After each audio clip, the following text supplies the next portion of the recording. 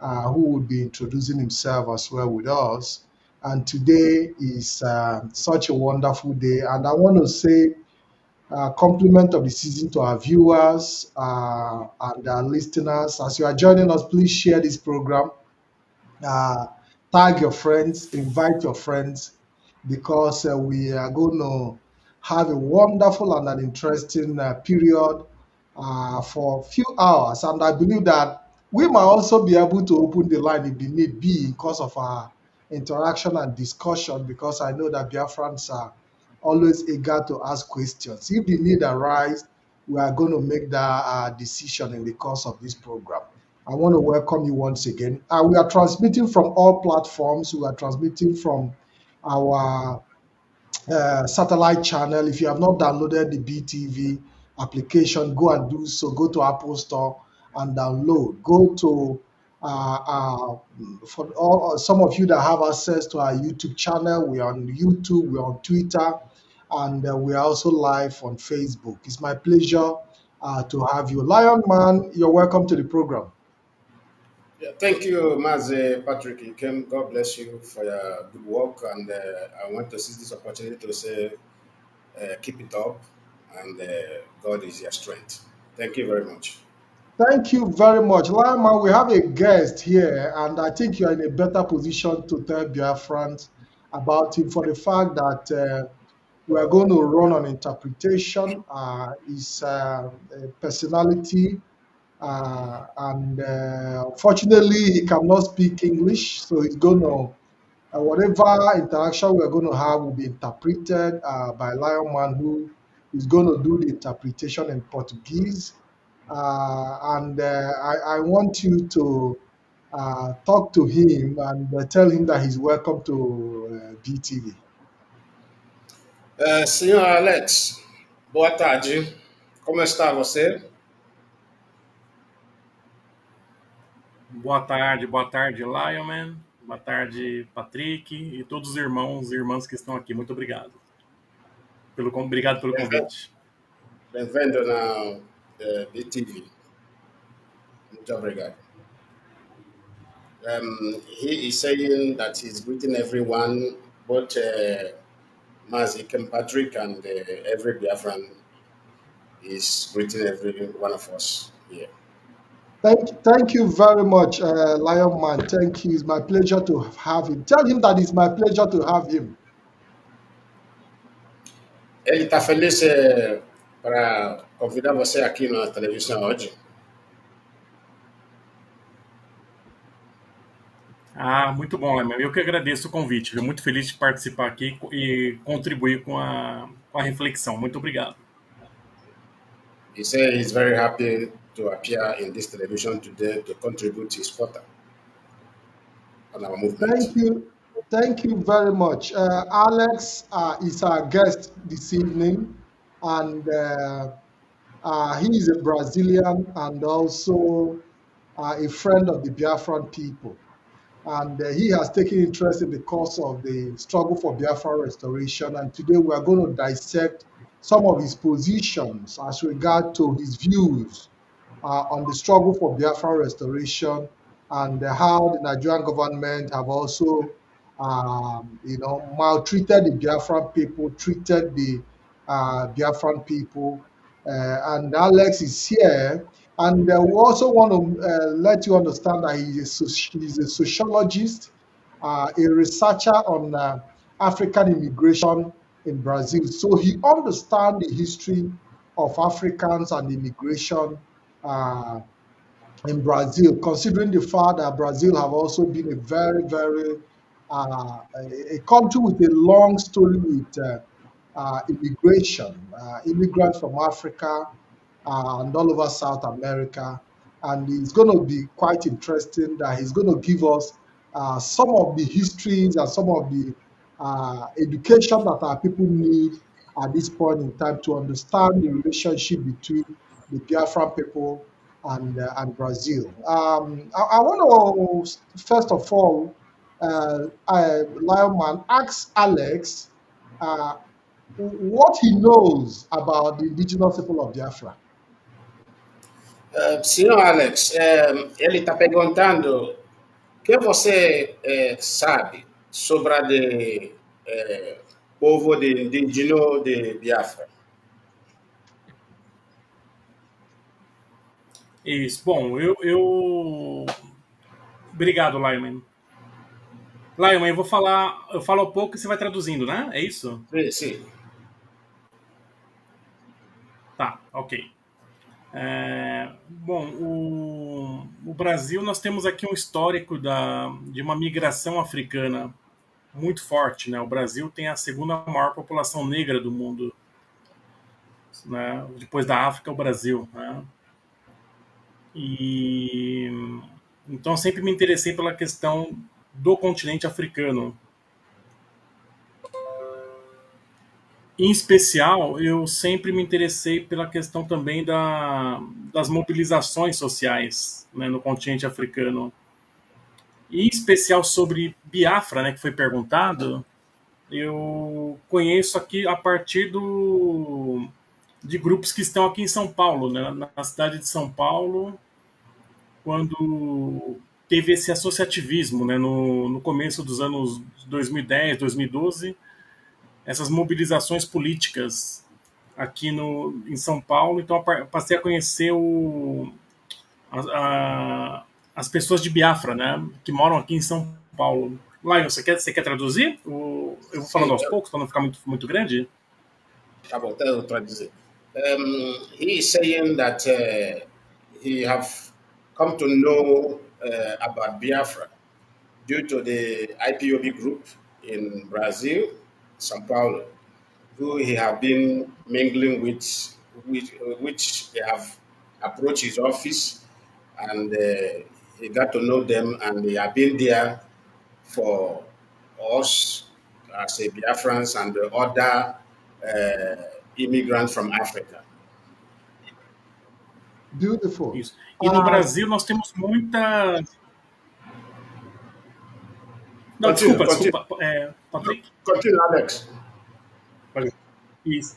E no Brasil nós temos muitos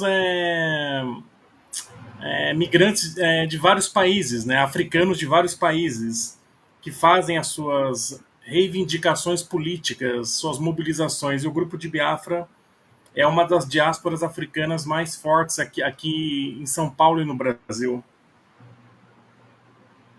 So he has been there for all other African countries who are immigrants here in Brazil. But the most powerful group we have come to know about Africa is Biafra group.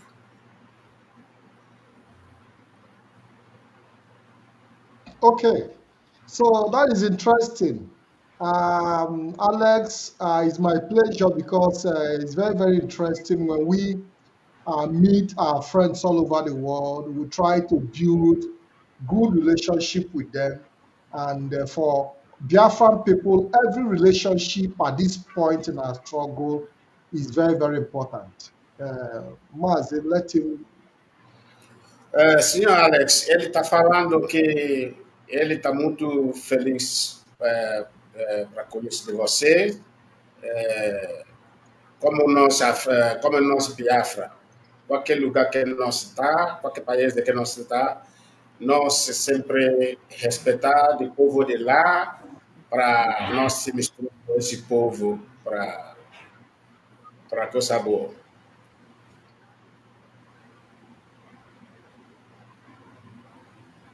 Ótimo, ótimo. Não, muito bom, Lionman. Escutar essas palavras, né, muito bom e aprofundar, né, porque no Brasil se fala muito pouco de Biafra aqui no Brasil, né, praticamente a população brasileira não conhece Biafra e não sabe o que acontece em Biafralands, né. Então é importante esses espaços de promoção de conhecimento para que os brasileiros, a sociedade brasileira possa conhecer, né, a Biafra.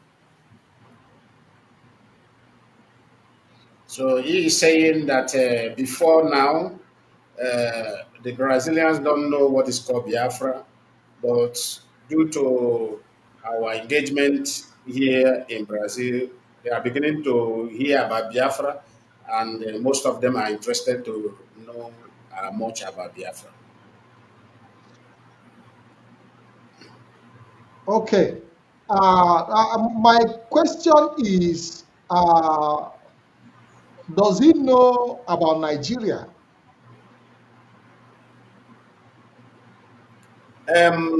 Alex, ele está perguntando se você sabe alguma coisa sobre a Nigeria. Sim, sim, sim, porque nós temos uma influência muito grande aqui no Brasil. O Brasil tem, como eu falei, tem a segunda maior população negra, só perde para a Nigéria. Então tem uma influência forte da Nigéria no Brasil, mas de outros grupos étnicos, né, que tiveram, enfim, né, que a sociedade teve conhecimento e então a gente conheço sim toda essa divisão territorial e essa divisão de grupos étnicos da Nigéria. Nós temos conhecimento, né, eu particularmente como sociólogo e assim como outros colegas, né, pesquisadores também, temos conhecimento de como funciona e é operacionalizado o território da Nigéria, né, desde a colonização britânica, pós-colonização, né, os poderes que foram instituídos, a guerra de Biafra, né, e o resultado disso. Então nós conhecemos, inclusive, Lionel, eu tenho muito contato com a Nigéria pelos grandes intelectuais, né, os grandes intelectuais, em especial Ibo, né, o Ibo People, né, Biafra, por exemplo, Chimamanda, entre outros, né, então são grandes influências para nós aqui no Brasil também. Yes, he is saying that yes, he know about Nigeria because they are the more populated here in Brazil, and he got to know them much as Igbos, the people of Igbos who reside here in Brazil, and have come during that knowing of Igbos. They make research and find out how Biafra war went and the suffering they suffered during the war by the British government and thereabouts. So that was he said. Obviously, without the Igbos, there are no Nigerians. So without the Igbo, there is no Nigeria. Tell him I give him that interpretation. Senhor Alex, ele falou sem Igbo, povo de Igbo, sem Nigeria, porque Igbo que está viajando muito para o mundo, entendeu? Qualquer lugar que Uhum. você vai ver Igbo. Esse sobra de Igbo, o mundo conhece Nigeria. Sem Igbo, sem Nigeria. Sim, sim, tem uma influência muito grande, né? O povo Ibo, né? O Ibo People, né? No futebol, na literatura, no cinema, né? Muitos artistas, né? Atores, né? Britânicos, né? Descendentes do povo Ibo, né? De Biafra. Então tem uma influência muito grande e acho que esse é um ponto interessante, né? Para poder promover a cultura Ibo e a cultura de Biafra, né? No Brasil, por exemplo, né? Saber que essas grandes personalidades também são pessoas Ibos, né? De Biafra, né? Acho que é um ponto interessante que muitas pessoas não sabem, né? Aqui no Brasil. Né? Então acho que é um ponto interessante para poder promover esse conhecimento. Okay. He's saying that Igbos are the most influenced people in the world. That's how they got to know Nigeria because of the activities of the Igbo, their culture, and their party lifestyles and their association with the people of the place and how they engage in all fields here in Brazil. Beautiful. I want to ask Mr. Alex, what is the impression of the Brazilian people about Nigeria when it comes to human rights and human rights violation? Oh, senhor Alex, ele está perguntando qual a condição de direito de humano sobre de quanto, por exemplo, quanto pessoa ouvindo esse nome Nigéria, como vocês viram ponto do Nigéria, esse nome? Isso. Então, eu que trabalho com o tema, né, a gente está sempre lendo, assistindo filmes, documentários, a gente tem a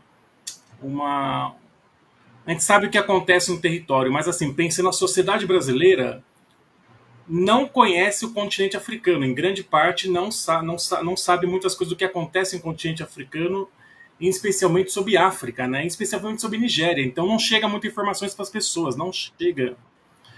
A mídia, a grande mídia retrata aqui o que acontece no continente europeu, no hemisfério norte, mas pouco se fala de África no geral, né, para a sociedade brasileira. E meu caso, né, um grupo de pesquisadores, intelectuais, a gente está sempre atento ao que acontece no território, né, de África ou Nigéria, mas a sociedade como um todo pouco sabe, né? Os grandes jornais do Brasil não falam de África, não falam da Nigéria, não falam de Biafra, né? Das violações de direitos humanos, não se fala nisso, né?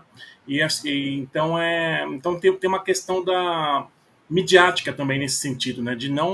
Dessa questão de violações de direitos não chegarem à sociedade brasileira, infelizmente, né? Okay. He is saying about in terms of human rights point of view that they are not separating people because human rights is something that concerns everybody, especially the Africans that are here. They make sure, due to he is a researcher of immigration here in Brazil, so they make sure he make a research to make sure that everybody are given equal right and equal treatment in terms of being the immigrant in Brazil land. Now, the question I actually ask is, what is the perception of Brazil or Brazil? Okay, let me take it on a personal level now. What is his own personal perception on human rights violation in Nigeria? How does he see the human rights issues? Has he been able to make any research as regard to human rights violation, not in Brazil, but in Nigeria as a contraption? What is his view about human rights violation in Nigeria and the view of Brazilians generally? Senhor Alex, ele está perguntando qual a sua visão sobre a violência contra direito de humano de Nigeria, do governo de Nigeria, abusivo do povo de Nigeria, em Nigeria, não é daqui. Ele já falou se você Isso já é o fazia. que Espera, ele está falando se você já faz alguma pesquisa sobre o abusivo contra o povo de Nigeria em Nigeria. Já fazer alguma. Isso, não, obrigado.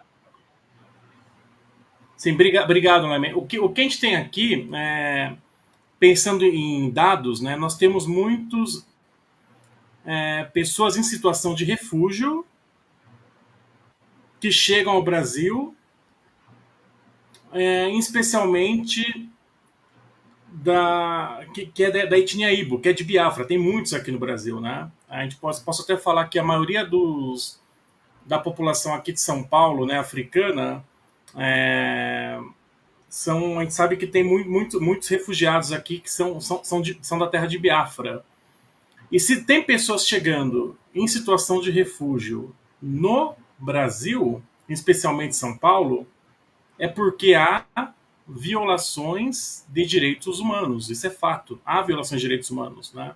Ou seja, então é um indicador, né? Essa questão da mobilidade humana de migração, as pessoas que chegam até aqui é porque seus direitos nos territórios de origem estão sendo violados. Isso é fato, né?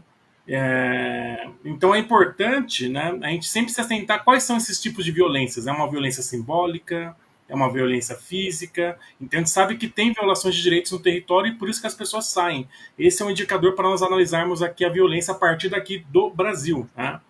E, ou seja, no território de origem, pressupõe-se que o, o, não há o respeito, né, à Constituição, né, declarações universais da ONU, enfim, as convenções internacionais, dos respeitos aos direitos humanos de determinados grupos sociais, né? Entre o caso aí do povo de Biafra, né, que chega aqui no Brasil. Então esse é um indicador para a gente, Lionel. A questão da mobilidade humana, a migração forçada na questão do refúgio, né? Então se as pessoas estão saindo de lá, indo para outros países, é porque seus direitos estão sendo violados. Okay.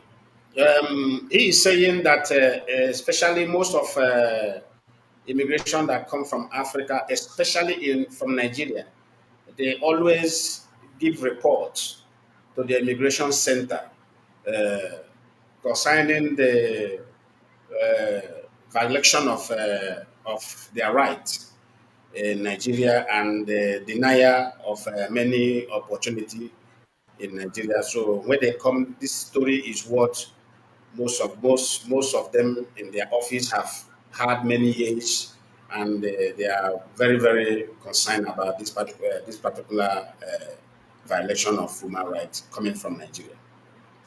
Okay, beautiful, beautiful. Now, because I'm trying to lay background to our discussion this evening, because it's very very important that we understand that you cannot build nothing, you cannot build something out of nothing, and for the fact that he recognized that there are immigrants who come to Brazil, who migrate to Brazil on the basis of human rights violation.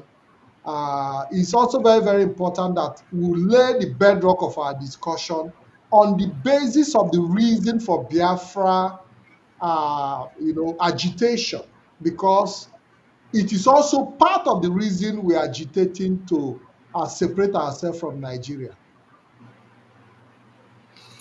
Senhor Alex, ele está falando sobre para causa de violação de direito de humano contra o povo de Nigéria, como nós, porque esse motivo para nós estar fazendo manifestação para pedindo para sair da Nigéria, para nós ter nosso país próprio.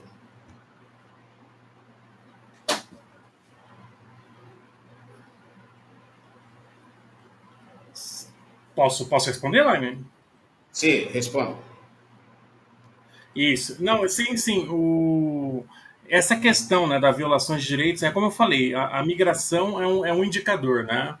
E a gente sabe que tem outras violações que acontecem também, né, por parte aí de esferas de governo, né? Enfim.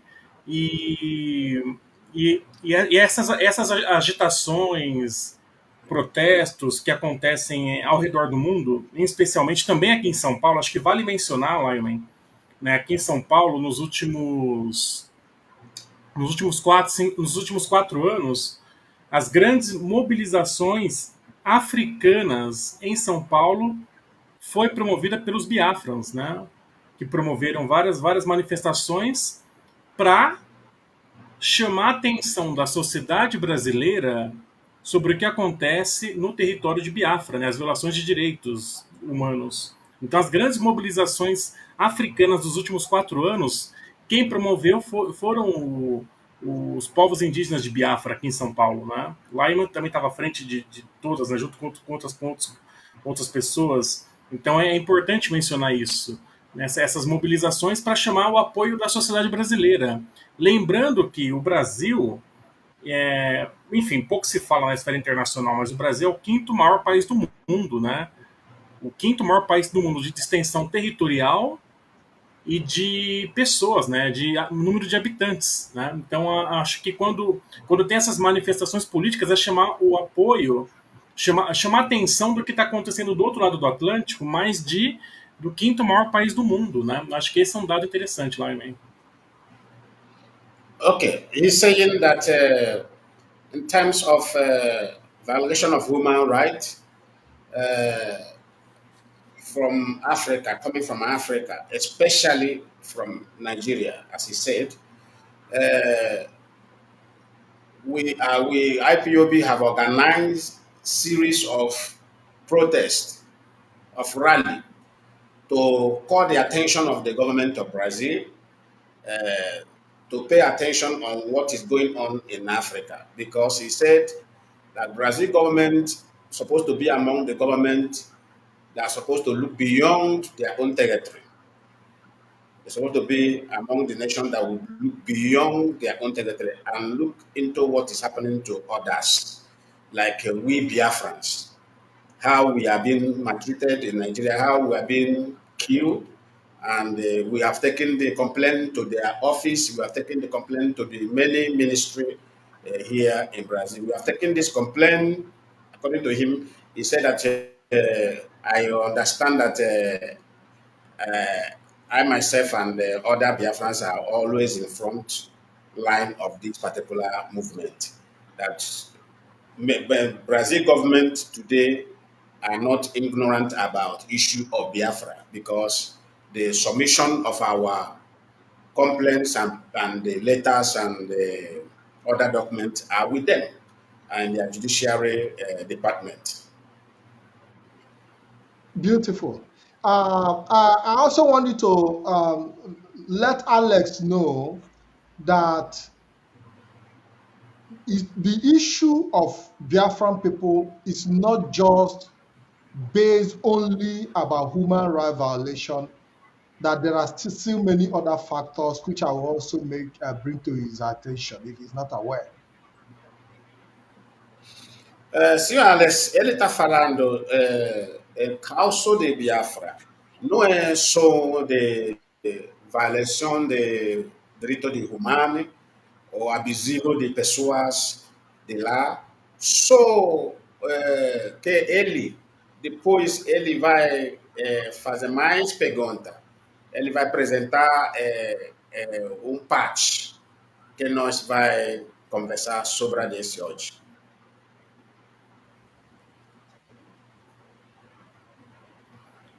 Certo, Lyman, certo. Obrigado, Lyman. Estamos aqui para aprender também, né? Aprender junto com os colegas, né? E é importante sempre criar esse canal de estreitamento, né, de diálogo e aprendermos também sobre essa questão também, como vocês falaram, tem a questão da violação de direitos humanos, mas tem também tem uma questão histórica também, né? Uma questão aí de histórica antes da colonização britânica, no pós-colonização, e é importante sempre, né? São variáveis importantes para pensar o que acontece hoje no território, né? Então obrigado pelas colocações. So he's saying that he thanks the host very much, that he is here to learn more. He is here to learn more from you concerning the issue of Biafra and the violation of human rights being meted on Biafran people. That he is here to learn more today from us. And that's, he is willing. Beautiful. Tell him that this program will also be an opportunity for not just for him alone, but for other Brazilian citizens to also be able to learn more and also to have the possibility of introducing them to Biafra television as well. Ele está falando que esse programa na essa televisão de hoje é uma oportunidade para você, uma oportunidade para outras brasileiras que têm interesse para saber ou conhecer sobre mais coisa de Biafra. Não, é sempre bom, Lyman. É sempre bom essa questão do aprendizado, né? O diálogo ele é muito importante, né? Como eu falei, o Brasil ele tem a quinta maior população do mundo e ter esses espaços de diálogo é importante para que as pessoas possam refletir a sociedade, né? A sociedade do ponto de vista histórico, sociológico, as violações de direitos, né, do direito soberano, do direito internacional. Então são espaços importantes para se não romantizar certas questões, né? Então, eu saúdo, né, esse espaço aqui que foi criado, né, pelos colegas e acho que é um pouco disso, Laima. Eu vou fazer outras colocações daqui a pouco. Okay. He's saying that dialogue is always good in anything we are doing in this world. He said, and he have known us as people who want what we want, who want to achieve what we want through dialogue method. But he said, if the people can step up and act and resolve into dialogue, he said it's very very good. That's what makes us human being. But times in times of Nigeria state, they are always they are in love with violence anyway. So now, bringing the issue of dialogue, tell Alex that our approach to dialogue have also been the reason we have democratically and we have been requesting for a peaceful source of referendum to determine if we want to remain in Nigeria or not. Senhor Alex, sobre o diálogo que você falou, IPOB, nós já sempre participar nesse parte, porque nós não queremos guerra, nós não queremos uma situação de violente que vai afetar nosso povo de Biafra que está morando no nosso território. Então, nós já iniciou movimentação do diálogo, entendeu? Parece que nós estava aqui, parece que nós estava na outra parte do mundo, porque senão nós não vai fazer o que nós está fazendo. Se nós queremos responder como o governo de Nigeria gosta, não vai ter ninguém lá até hoje. Só que nós que estamos segurando, nós que sempre fazemos nossa caminhada sobre o diálogo. Só que o governo de Nigeria aparecer que eles continuam provocando de nós para nós fazer alguma coisa errada. Então, nós somos inteligentes, povo inteligente, nós sabemos. Parece que nós continuamos nossa parte de diálogo.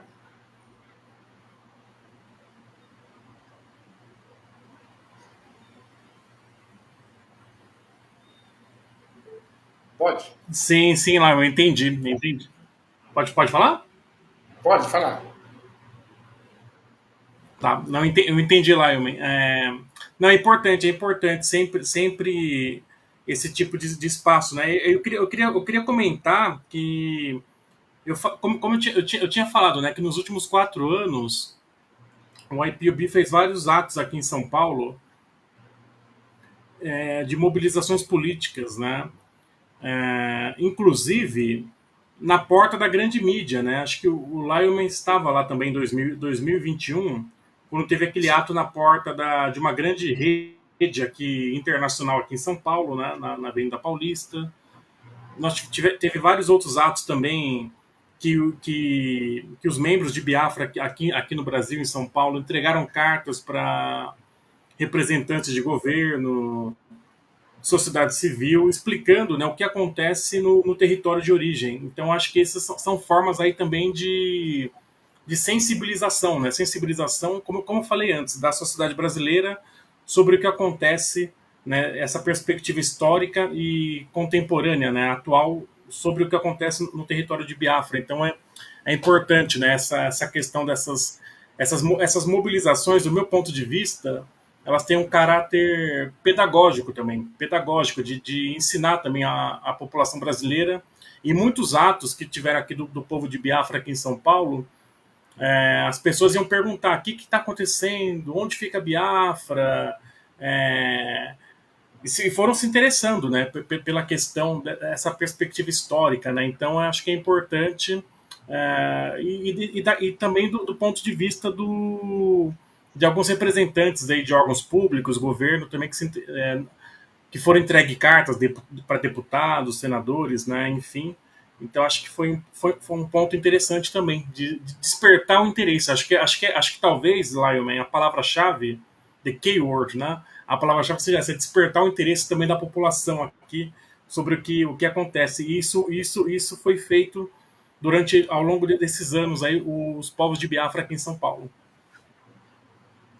Okay, what he's saying is that he said he had experience when we went to United Nations office here in Brazil, and we submitted some documents there in United Nations office here in Brazil. Also, we went to say he's aware that we went to also to the office of the parliamentarian here in Brazil, and we submitted. And not only that we submitted according to him, they welcome us, they allow us into their chamber, which we sat with them. They hosted us. We played some videos on cable. We played some videos which the senators and the reps also watched.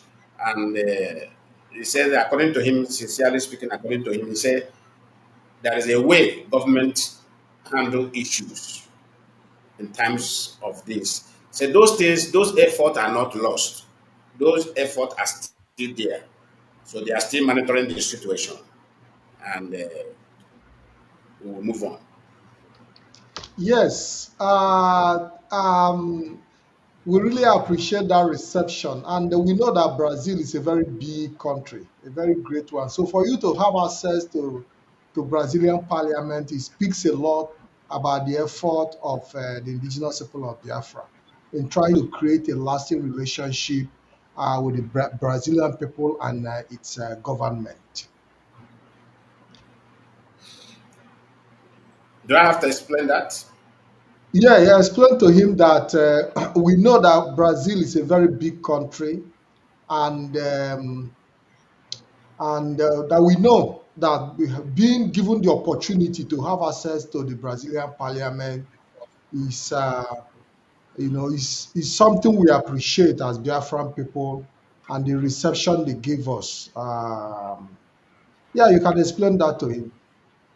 Senhor Alex, ele falou que ele está muito feliz porque ele conhece o país de Brasil como um país bem grande do mundo. Para nós conseguiu ter acesso na parlamentário de São Paulo, do Brasil, muito lugar que nós já foi que ele está muito feliz sobre isso. Sim, não, bem importante, Lyman. Acho que tem o ex-senador, né, hoje deputado estadual, né, o Suplicy, né, o povo de Biafra aqui em São Paulo sempre esteve próximo do deputado, né, e ex-senador Suplicy, né, que também sempre foi próximo também da comunidade de Biafra, sempre esteve próximo. A ex-deputada Érica Malunguinho, deputada estadual de São Paulo. E outros parlamentares aqui de São Paulo também que tiveram a oportunidade de conhecer, né, a situação de Biafra pelo grupo que está aqui, fez essa, vamos dizer assim, essa incidência política, né, colocando essa posição de Biafra, né, os parlamentares, Secretaria da Justiça do Estado, aqui de São Paulo, que já teve a oportunidade de recepcionar uma delegação de Biafra. O pessoal da United Nations aqui no Brasil também já ouviu aqui o Ipob, né, teve oportunidade. E ao longo desses anos eu fui relatando também, né, eu fui registrando esses momentos também, sobre essa mobilização política dos Biafrans aqui no Brasil, né? Eu também tenho muito registro aqui. Então é importante, né, essa sensibilização do Parlamento brasileiro, do Congresso Nacional, dos deputados aqui nas suas regiões, né, caso aqui de São Paulo, né, enfim, vereadores também que já estiveram próximos, né, caso do quilombo periférico, enfim. Então é importante porque ajuda a sensibilizar também sobre a causa, né, dos povos indígenas de Biafra. Okay. He's saying that we have made a lot of effort here in Brazil. Not only that we made an effort to know much about their government here in Brazil, that we have pushed so much also to make our request known to their judiciary department. We have session with them. Yes, I remember that. That was, I think that was Alex. Que ano que nós foi na Departamento de Justiça aqui? Foi ano de 2020, né? Foi Aguanta lá. 2018 e 19. Foi antes da pandemia. Ok, obrigado. 2018 e depois 2019, né? Uh, we went to, I want to remember the particular year, so it's reminding me now. We went to their judiciary department and had a session with them. That was 2018. That was 2018 before the pandemic. We went there 2 times. And many places we have gone. The most oldest senator, his name is Senor Sibilisi. That is the person he's talking about. The oldest senator met with us. He came and met with us and he asked deep questions. And this is a man who have traveled so many places in the world. They have traveled to Nigeria many times, Sibilisi, but he's very old now. The man is about que idade de Sibilisi agora, senhor Alex? Idade Ele está dele com qual? 88 anos, 88. 88 years. The man is 88 years now. He is the oldest senator here in Brazil. So he's also visiting us. Anytime we need him, he always make himself available, the man. And the doctor also have taken over from him. The doctor is also a senate in Brazil. And he has also, he want to mingle with us as well concerning this particular movement of IPOB here in Brazil. Thank you very much. Thank you. It shows that Brazil is a country with great reception for foreigners and also with great open arms. Very, very interesting. Now we want to dive into some of the major issues because earlier I talked about human rights violation, but now we want to talk about some of the reasons for agitation for Biafra restoration, which is how Nigeria is being composed. Come again, please. Come again. Yes, I said earlier on I talked about human rights violation. Now I want to go into other areas that have prompted the indigenous people of Biafra's agitation, requesting for referendum to decide if the Biafran people want to remain in Nigeria or not.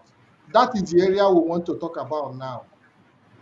Ok, senhor Alex, ele falando que área que ele quer conversar agora é sobre de motivo o porque a IPOB está fazendo manifestação sobre para fazer pedido de referendo para nós sair ou se nós vai tomar decisão para ficar na Nigéria ou nós vai tomar decisão para votação para sair de Nigéria. Esse que a IPOB está caminhada da IPOB é isso.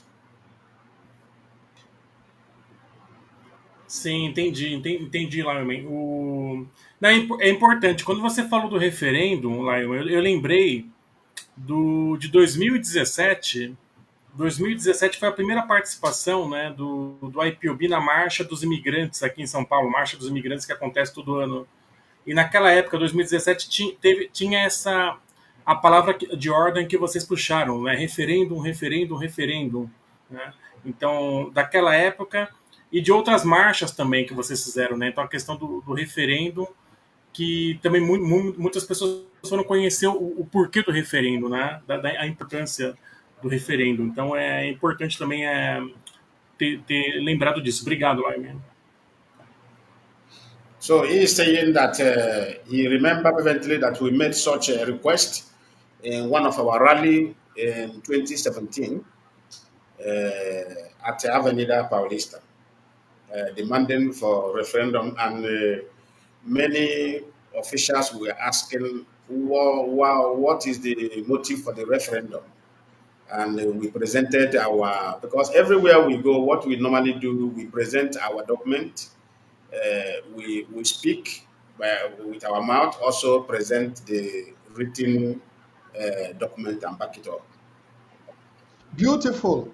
Tell him that I'm very, very happy that since 2017, from when you went on that rally to talk about referendum, that we have remained consistent to that demand. Senhor Alex, ele está falando, ano 2017, que nós participamos na essa manifestação na Avenida Paulista, fazendo pedido de referendum para o povo Biafra, que nós, IPOB, está muito consistente. Nós já permaneceu mesmo pedido. Nós nunca mudou. Nós sempre fazemos esse pedido de referendum para sair ou para permanecer com o Estado de Nigeria. Ok, Ayman. Ok. Yes. Tell him that because we believe in democracy and we are democratic people. Sim, senhor Aldesi, ele está falando como não se acredita muito da democracia, porque nossa cultura de Biafra, democracia, começar de nossa origem. Nós sempre tomamos a decisão de todo mundo antes de nós fazer alguma coisa. Nós não está empurrar alguma decisão com força, que essa coisa você vai fazer, não. Nós sempre pega alguma coisa, nós deixa na mesa, a palavra de mesa, nós deixa na mesa, falou, esse como nós vai fazer. Eu preciso da sua opinião, outra vai falar a opinião dele também. Depois nós fazer uma acorda. Nós fazemos uma acorda, aceitou com uma decisão. Essa é a nossa cultura. Para isso, nós está pedindo para sair de Nigeria com sistema de democrático. Certo, não entendi. A democracia é um ponto fundamental, né? E vocês estão caminhando nesse processo também. E eu lembrei também, Lyman, para além da questão do referendo, né? Quando vocês também marcharam, fizeram marchas aqui em São Paulo, que eu posso falar que foram as grandes marchas africanas em São Paulo, né? No caso, promovidos pelo povo de Biafra aqui em São Paulo, mas a questão também quando teve a prisão do Mazi, né, aqui em São Paulo, e vocês conseguiram mobilizar muitas pessoas aqui em São Paulo que marcharam, né, e foi até destaque na mídia aqui, então acho que é importante, né, esse ponto aí de falar também, porque tudo está ligado à democracia, né, tudo o que envolve, né, o nosso diálogo aqui é sobre a democracia, né, o respeito à democracia. E então vocês estão, acho que o caminho é esse mesmo, Lyman. Obrigado. So he is saying that why he love activities of IPOB here in Brazil, because he have seen that we are purely democratically in nature, that we believe so much in democracy. That is why he love our activities. And he remember vividly well that we have been demanding for the release of Mazi and the Kanu. That's what the president said, Mazi Kanu. So that we are continue to make the demand by democratically way that it will be resolved. And that is it. Okay, coming to the issue of Mazi Nnamdi Kanu, which we'll be talking about later. Um, I don't know if he's aware how Mazi Nnamdi Kanu was extraordinarily rendition from Kenya. Oh, senhor Alex, você sabe que Mazi Nnamdi Kanu foi sequestrado no Quênia, porque ele mora na Inglaterra, ele viajou para Quênia, um país da África. Eles foi sequestrar ele para redenção ele para Nigeria, sem aprovação do governo de Quênia, sem envolvimento do judiciário departamento de Quênia. Você tinha essa ideia? Você sabe que mais um americano foi Sim, sequestrado até hoje? sim, sim. Sim, o Lyman, sim. Porque eu tava lá, eu tava nesse ato com vocês, né? Foi no dia, inclusive, esse ato do. Eu tô falando a minha perspectiva a partir daqui de São Paulo, né? Eu falo a partir do que aconteceu aqui em São Paulo, junto aos povos indígenas de Biafra, né? E no dia 9 de julho de 2021, né? 9 de julho de 2021, foi esse Exato. grande ato, né? Ao redor do mundo, em especial São Paulo, né? Em São Paulo era um feriado, era um feriado. E foi e eu fiz até um texto sobre isso, um texto jornalístico, né? Que, que foi uma das maiores marchas africanas de São Paulo, né? Essa marcha dos povos indígenas de Biafra, que envolveu também, né, Lyman, outros povos da Nigéria também que estavam aqui, né?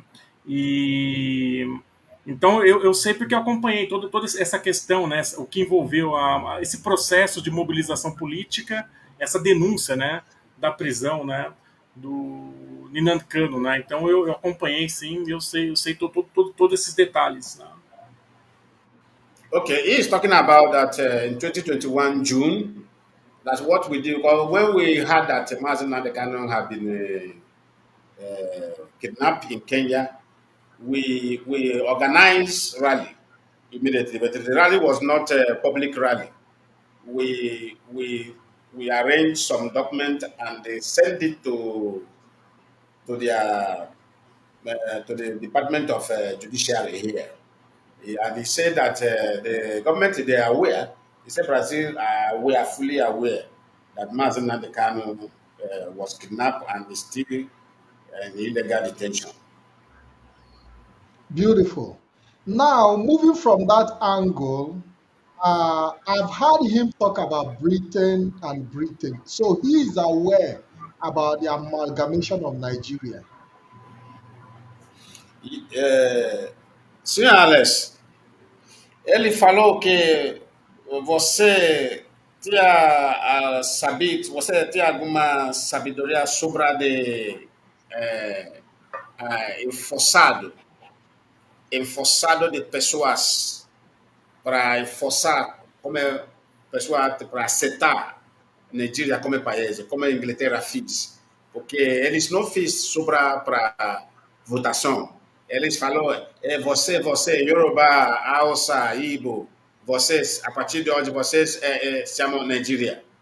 Sem autorização de consciência de nós. Você sabe isso? Ele está falando. Sim, sei. Eu conheço essa história, né? Que também é muito semelhante a outros povos grupos étnicos de outros países africanos, né? Então essa história, né, é uma herança colonial, né? Tem uma herança aí da colonização britânica e, enfim, né? Acho que tudo começa no que foi a Conferência de Berlim, né? A Conferência de Berlim no final do século XIX, que delimitou, né, os territórios, o que fica com os britânicos, com França, né, com Bélgica, né, enfim, e outros países europeus. E isso a gente sabe que o custo político disso existe até hoje, né? O custo político, social, econômico, a nova colonização, neocolonialismo, né, e especialmente do que a gente chama hoje de, né, onde está o território de Biafra, né, e como foi constituído o governo da Nigéria, colocando o território de Biafra ali sem anuência do povo, né, então eu conheço bem essa história, né, dos diversos grupos étnicos. Então são heranças do colonialismo, né, que existem até os dias de hoje, né, a herança colonial, né, a colonização, pós-colonização e, enfim, né, são temas aí que tem que ser bem estudado, trabalhado e ter uma atuação constante, né, para pensar os efeitos da pós-colonização. Um dos efeitos é todo esse movimento que está sendo feito hoje dos povos de Biafra, pedindo a So, liberdade, né? so he is saying about that he knows the story very well. As I made the research how Nigeria comes about by in a motive of forcing people to accept them to accept to be a Nigerian. So you have read the story, you have made the research concerning that. He said that is what he called colonialism, and in colonialism that you will not move forward. You will say similar thing happened here. He says story of Brazil, similar thing happened until they get themselves out from the colonial hand. Beautiful. Tell him that Britain colonized Nigeria and did amalgamation, bringing the Northern Protectorate and the Southern Protectorate together in 1914. And a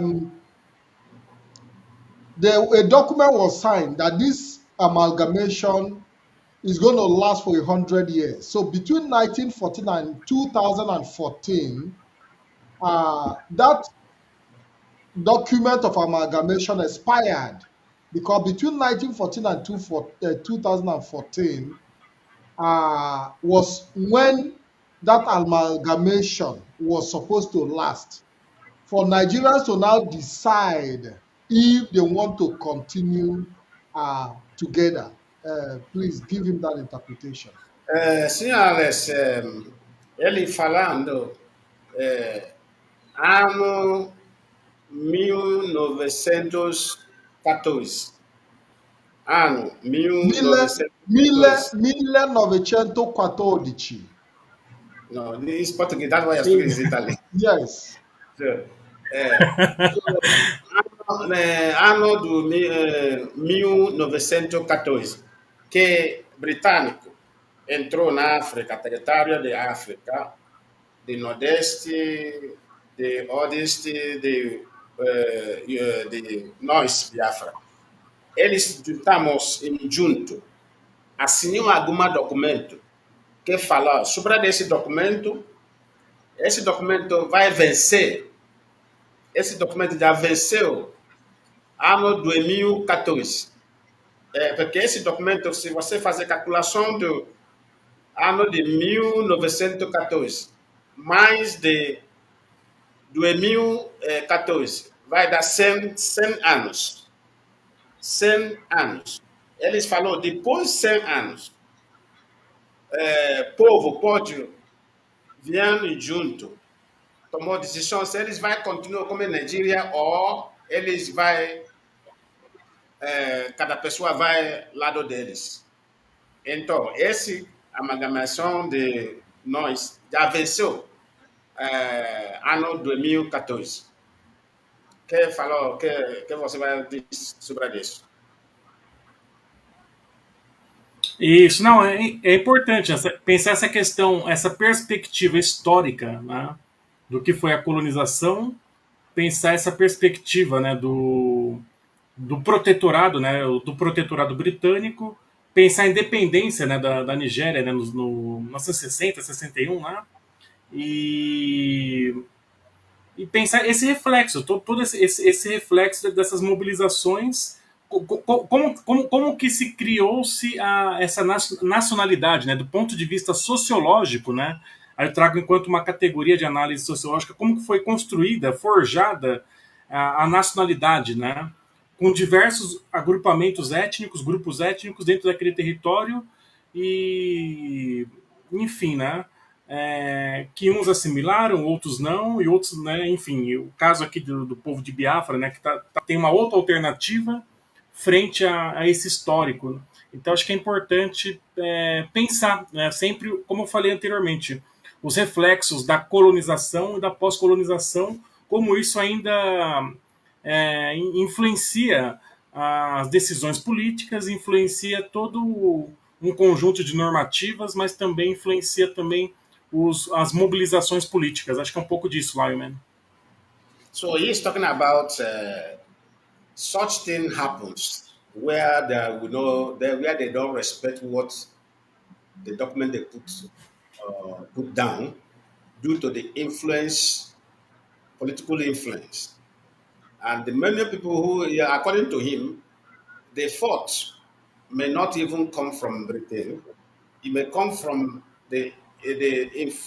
those who are influencing the politics in that territory, benefiting from the issue. So that is the problem we are facing, according to him. Okay, tell Alex that 10 years have passed now because this is 2024 and there have not been any form of renewal of that amalgamation, uh, which means automatically the amalgamation of Nigeria have expired. Alex, ele está falando que se você fazer alguma calculação de ano 2014 agora 2024, esse já deu 10 anos. Esse 10 anos, esse documento que já venceu, não tinha alguma renovada. Não foi renovada até agora. Acho que parece que tem muita corrupção no sistema de Nigeria governo, porque acho que ele já sabe que ele está governando em cima de documento que já venceu. Tem alguma coisa para falar sobre isso? Não, acho que é importante vocês fazerem essa. Acho que o teor desse diálogo, né Lyman, é vocês estarem fazendo essa pressão, né, essa mobilização política, né? Para que tenha andamento aí sobre esses processos políticos. Acho que essa mobilização ela é importante.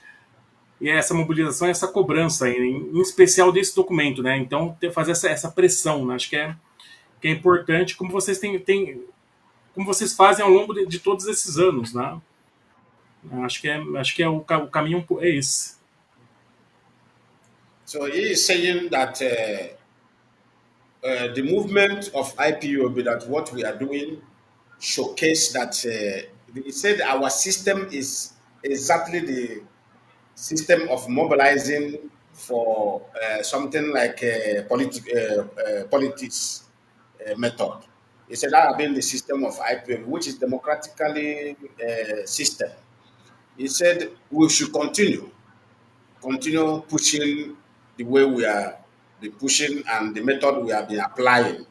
He said that method, if we push more and more, those methods will one day work. Beautiful, beautiful. Tell him that on the basis of the expiration of the amalgamation document, which have lasted for 100 years, is the reason we are making the demand for a referendum to determine if we want to remain in Nigeria or not. Because as it stands right now, we are in Nigeria illegally. O senhor Alex, ele está falando para motivo que esse documento de amalgamação de Nigeria, que já venceu ano 2014, para isso, por isso, a IPOB está pedindo referendo para nós tomar nossa decisão para a votação, se nós queremos continuar como nigeriano ou nós queremos sair de nosso país próprio.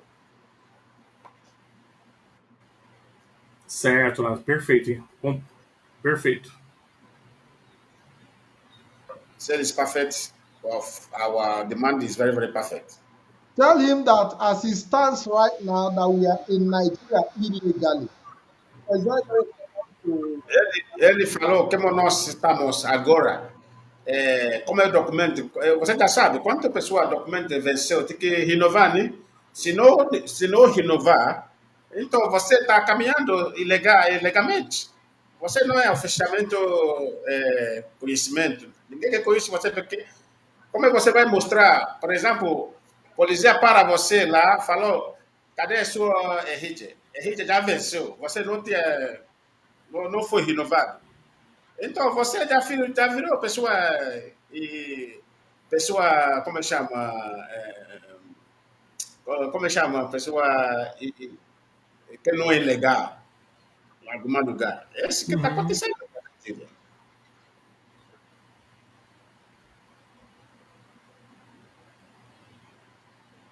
Pode Não, falar. é importante.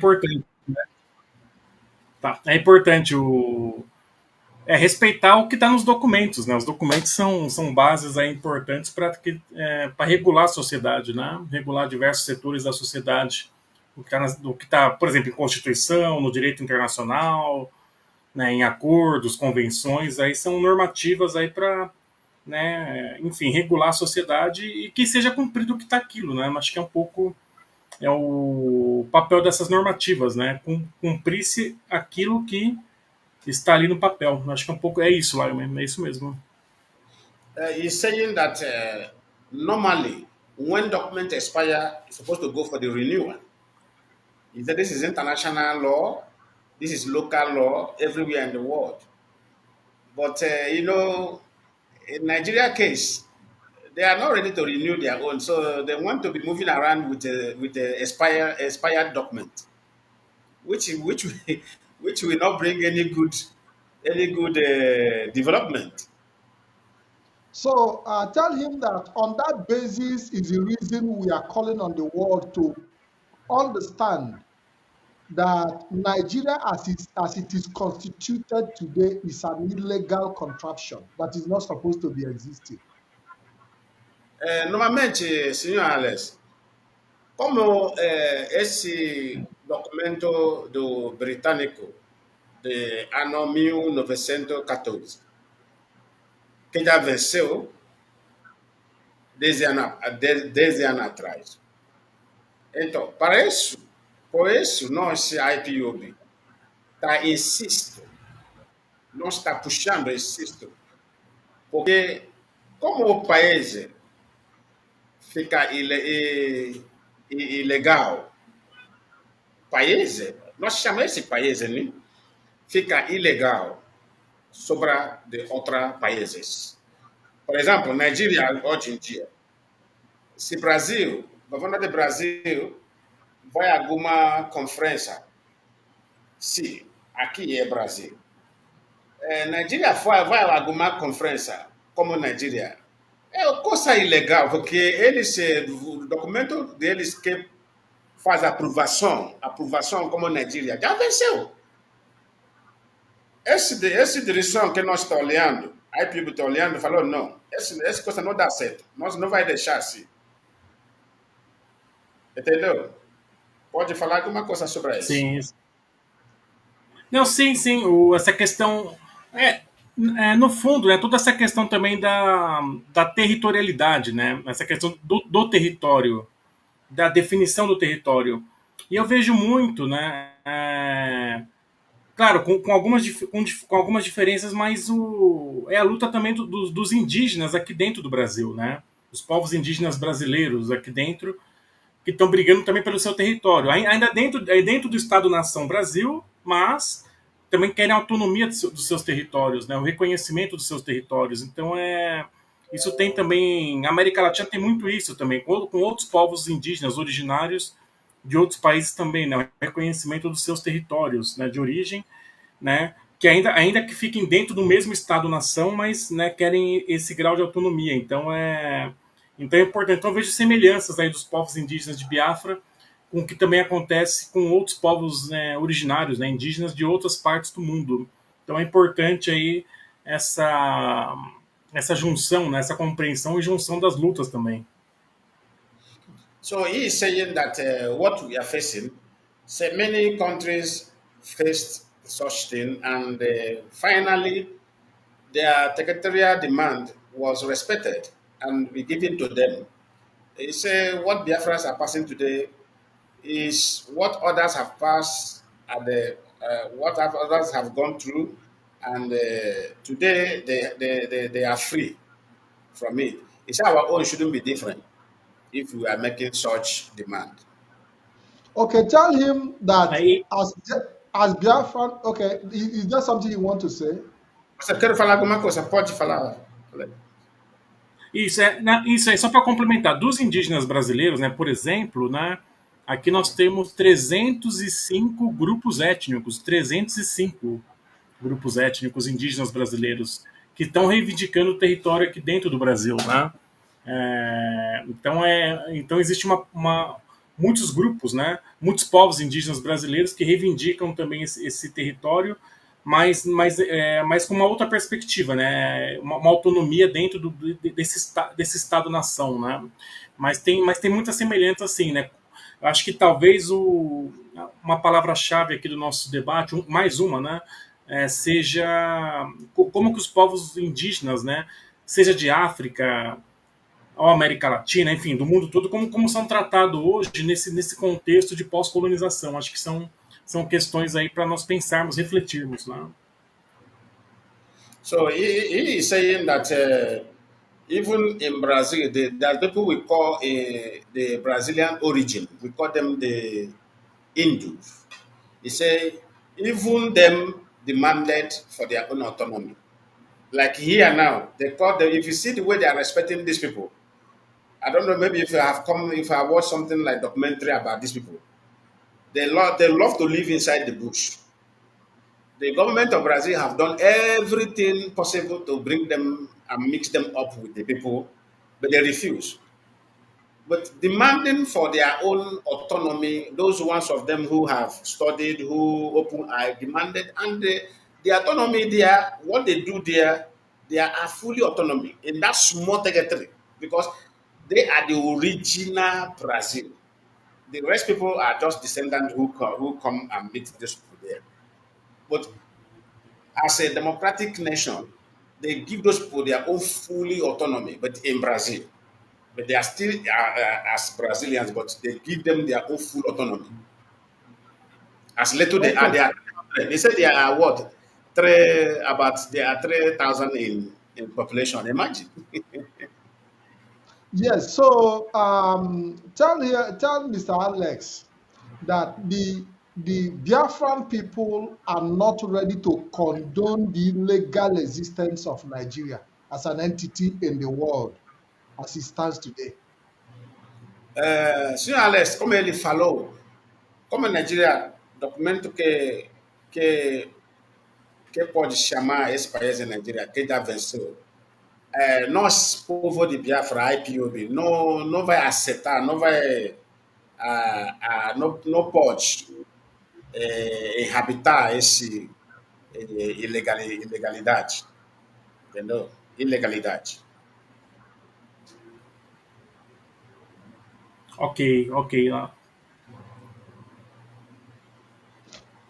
Tell Alex that the only way to legalize Nigeria is through the demand of the referendum we are seeking. Because through referendum, we can now sit on a negotiating table to vote and decide and sign new documents if we really want to remain in Nigeria that will give Nigeria a new identity if the Biafra people decide to remain. Ele está falando, nós não vai aceitar para ficar como em Nigeria sem referendum, sem votação. Se nós puxou, como a IPOB está puxando, se nós puxou, porque nós está puxando para ajudar outro povo que está morando lá também.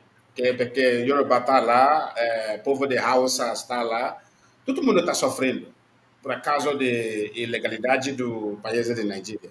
Então, como a IPOB, se nós puxou sobre o referendo, não se conseguiu nós, povo, tomou a decisão para, hoje em dia nós queremos ficarmos como nigerianos.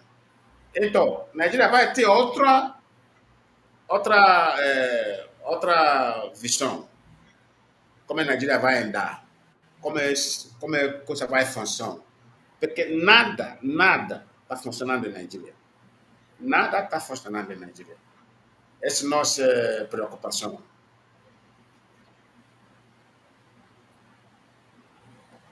Certo. Eu queria só colocar uma reflexão, Lyman. Eu estou falando a minha perspectiva a partir aqui de São Paulo, né? Dos povos de Biafra aqui em São Paulo e no Brasil. Eu falei muito do Brasil no plano macro, mas pensar também que essas mobilizações políticas dos povos de Biafra aqui em São Paulo é a quarta maior cidade do mundo. São Paulo é a quarta maior cidade do mundo. E à frente de Nova York, inclusive, né? Muitas pessoas também não sabem, né? São Paulo, só colocar no Google, vai ver as maiores cidades do mundo. Então, São Paulo são 12 milhões de habitantes. Na Grande São Paulo são mais de 23 milhões. E o que faz com que seja a quarta maior metrópole do mundo. E essa mobilização de Biafras aqui em São Paulo nos últimos anos tem demonstrado isso, tem destacado isso, né? Toda essa questão que envolve essa questão histórica, né? Da luta pelo território, né? Do que foi a guerra de 1967 a 70, né? Os resquícios da guerra, essa questão da migração forçada, essa questão histórica. Então, são questões importantes para se pensar, né? E aí acho que é interessante disso, partindo da minha perspectiva enquanto análise de estudo, enquanto categoria analítica, essas mobilizações acontecendo aqui em São Paulo, do outro lado do Atlântico, na quarta maior cidade do mundo, chamando a atenção da sociedade brasileira. Acho que não só a sociedade brasileira, mas a sociedade da América do Sul como um todo. O Brasil é um país forte aqui na América do Sul, né? E no mundo também, né? Tá nos BRICS, né? Junto com outros países e chamando essa atenção também, né? Então acho que é um polo importante aqui dessa mobilização para que também tenha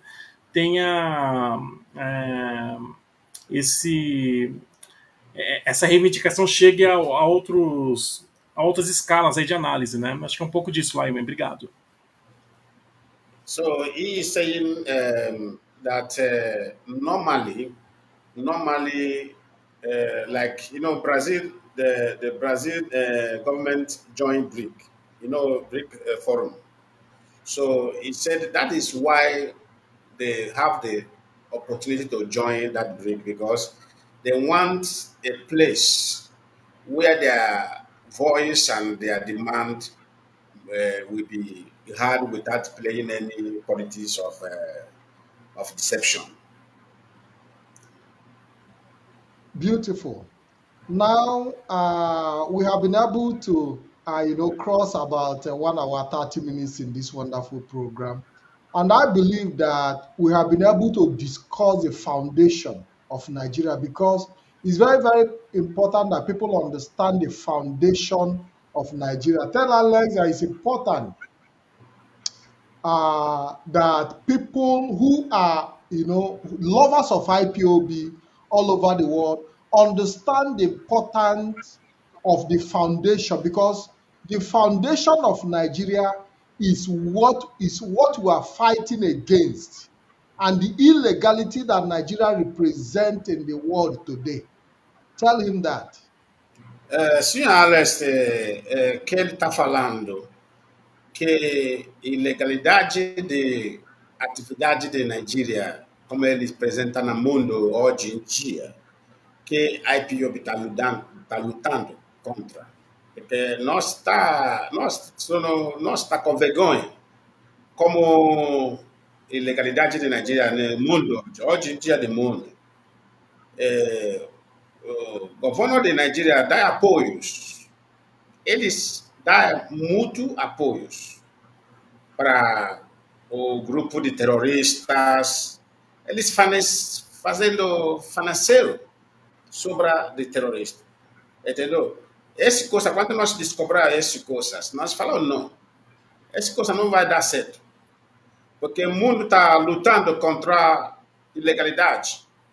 Como o país chama o país que tinha o presidente que tinha todo o sistema que já falou que eles países democráticos. Como eles dão apoio sobre a coisa de ilegalidade, atividade de contra-humano? Tem alguma coisa para falar sobre isso? Não, sobre essa parte não, Lyman, porque já para mim ficou claro assim já o que vocês já colocaram, né? Mas é o que eu posso só acho que afirmar essa a importância da mobilização, né? Como vocês estão fazendo, né? Essa mobilização política que vocês estão fazendo que o IPOB faz aí ao redor do mundo aí, em mais de 100 países, né? Então acho que são pontos aí importantes para se almejar, né? Conquistar, fazer essa conquista aí dos interesses aí coletivos, né? Dentro dessa construção democrática. Acho que é um pouco disso, Lyman. So he's talking about the our engagement. He said it requires a serious collective effort. Say it requires serious collective effort in order way to have a headway concerning what we are doing. Thank you very much. It's my pleasure. And tell him that we would definitely, because we have not been able to exhaust the discussion for today, there are other issues that we would have loved to indulge in. But we cannot, we cannot take all of them today because as a result of the illegal position of Nigeria in terms of the formation and everything, that nothing is working. Absolutely not. The entire infrastructure is down. The entire government system is down, riddled with corruption. Nothing is absolutely working in Nigeria because when an entity is illegal, nothing is going to work. As we round up this program, I just give him that perspective before we go, Mazi. Ok, senhor Alex, ele está falando que nada que está funcionando em Nigeria, porque ilegalidade de Nigeria está bem alta, alta livre. Então, por isso, nada está funcionando. Nigeria são um país que funcionário de governo vai trabalhar 6 meses. Eles não vão receber salário. 4 meses, 5 meses. Como professoras de escola, receber salário deles aqui cada mês. Em Nigeria, você acredita? Em Nigeria, setembro, outubro, novembro, 3 meses agora. A professora está chorando. Eles não conseguiram fazer esse Natal porque o salário deles não foi pagado. Não, eles não receberam salário deles. Sabe o que eles fizeram? Então, nada está funcionando na Nigeria. Parece que a IPOB está cansado com essas coisas. Nós queremos que o nosso povo vive bem. Nós queremos que o nosso povo vive como humano, não é como escravo. Entendeu? Esse que nós está puxando.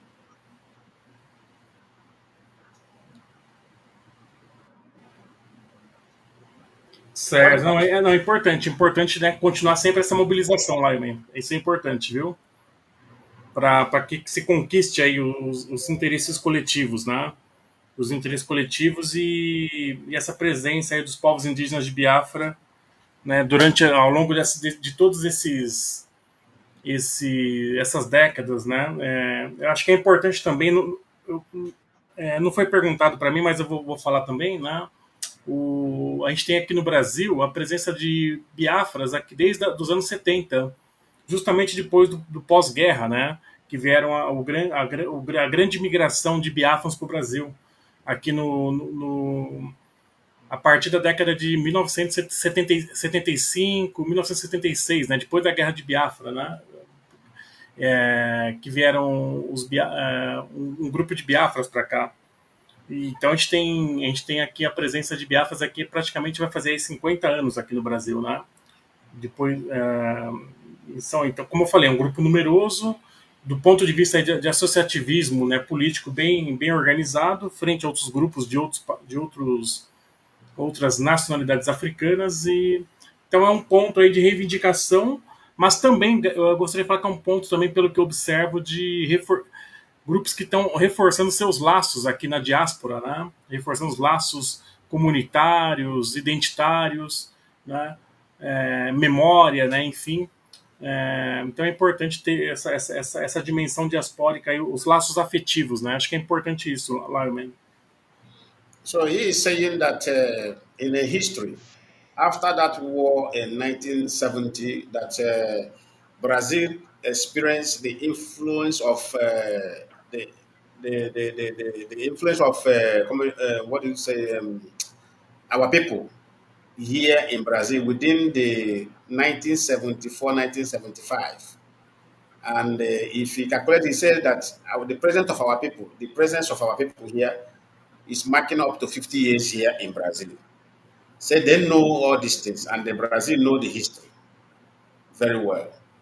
And in terms of the maltreatment of people back there in Nigeria, he said this is thing that we IPOB should continue to mobilize, to push. He said, according to he said, it's not going to be easy, but we will continue until we achieve what we want to achieve in the way we have been engaging it democratically system.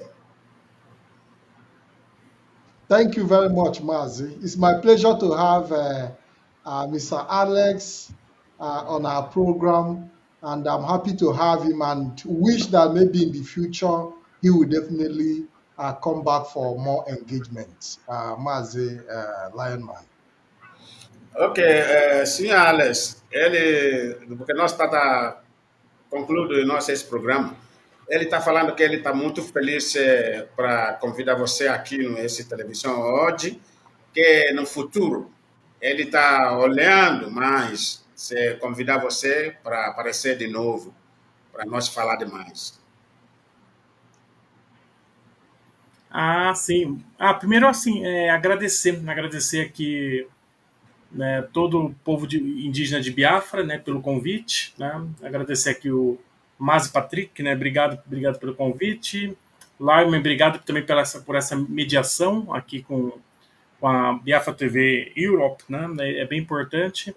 E falando aqui da parte do meu olhar, meu lugar de fala, que é sobre como um sociólogo, pesquisador que acompanha diversos grupos de imigrantes africanos de São Paulo, em especial Biafra, né, um grupo que eu acompanho, tenho pesquisado, né, e há muito tempo aqui, né, essa presença, né, dos povos indígenas de Biafra aqui no Brasil, né, as minhas pesquisas. Então tenho feito muito registro, então é importante trocar esse diálogo, né, fazer essa ponte, e que também outras pessoas, né, de Biafras ao redor do mundo também vejam o Brasil também como um ponto importante ali no processo de mobilização política também, né? Como eu falei, quinto maior país do mundo, São Paulo a quarta maior cidade do mundo, então e essa presença aqui ela é muito forte essa presença aqui, né? A gente fala muito dos países do hemisfério norte, mas fala um pouco, né, Brasil, São Paulo, a presença de Biafra aqui ela é uma presença histórica, muito ativa, que mobiliza bastante e que tem ganhado espaço também ao longo dos anos, aí, como eu falei, com parlamentares, com poder público, né, governo local, né, enfim. E é importante, né, esse processo de sensibilizar a sociedade brasileira para o que acontece no território de Biafra, né? Então é um processo político muito importante, tem um papel pedagógico muito importante, né? A presença de Biafras aqui ensina muitos brasileiros, né? Vai ensinar muitos brasileiros aqui sobre o que acontece. Eu só tenho a agradecer pelo convite, por poder trocar essas informações, e fico à disposição para novos convites. Muito obrigado. So, Thank you very much. According to him, he thanks all Biafrans so much for honoring him and bringing him to Biafran television, Europe. He is very, very happy and he appreciates.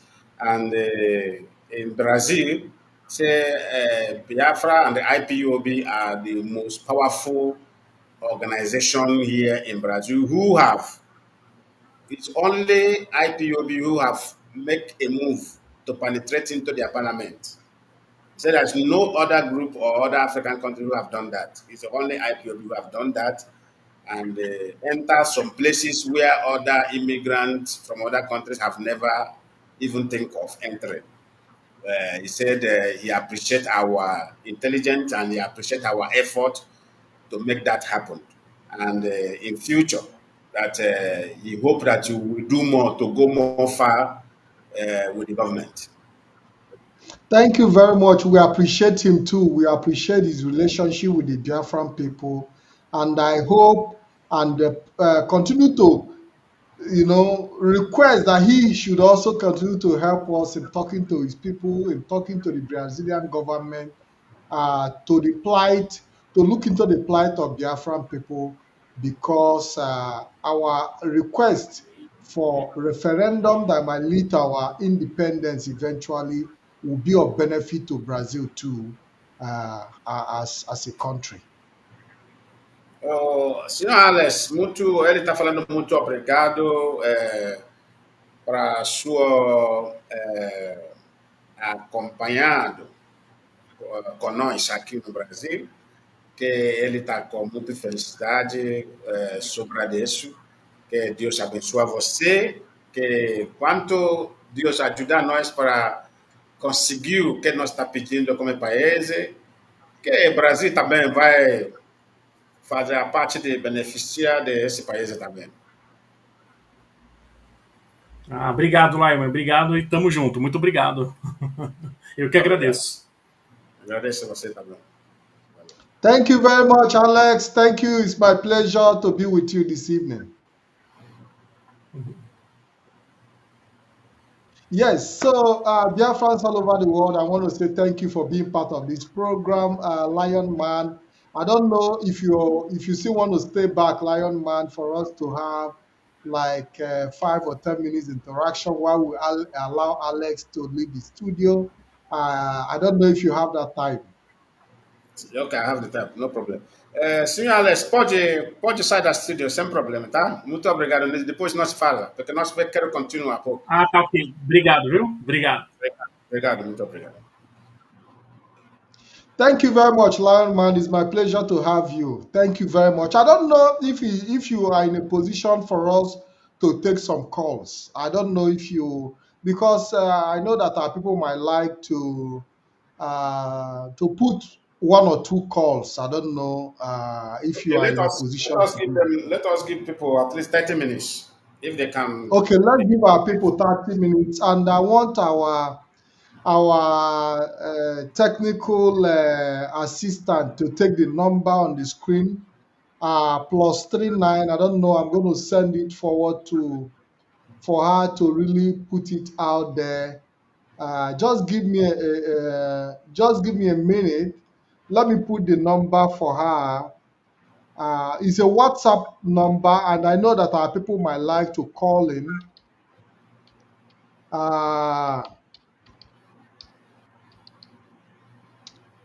Yes. I would want our technical personnel behind to put the number on the screen. The number is +39 388 177 9665. I don't know if there are people who would want to ask questions, people who would want to,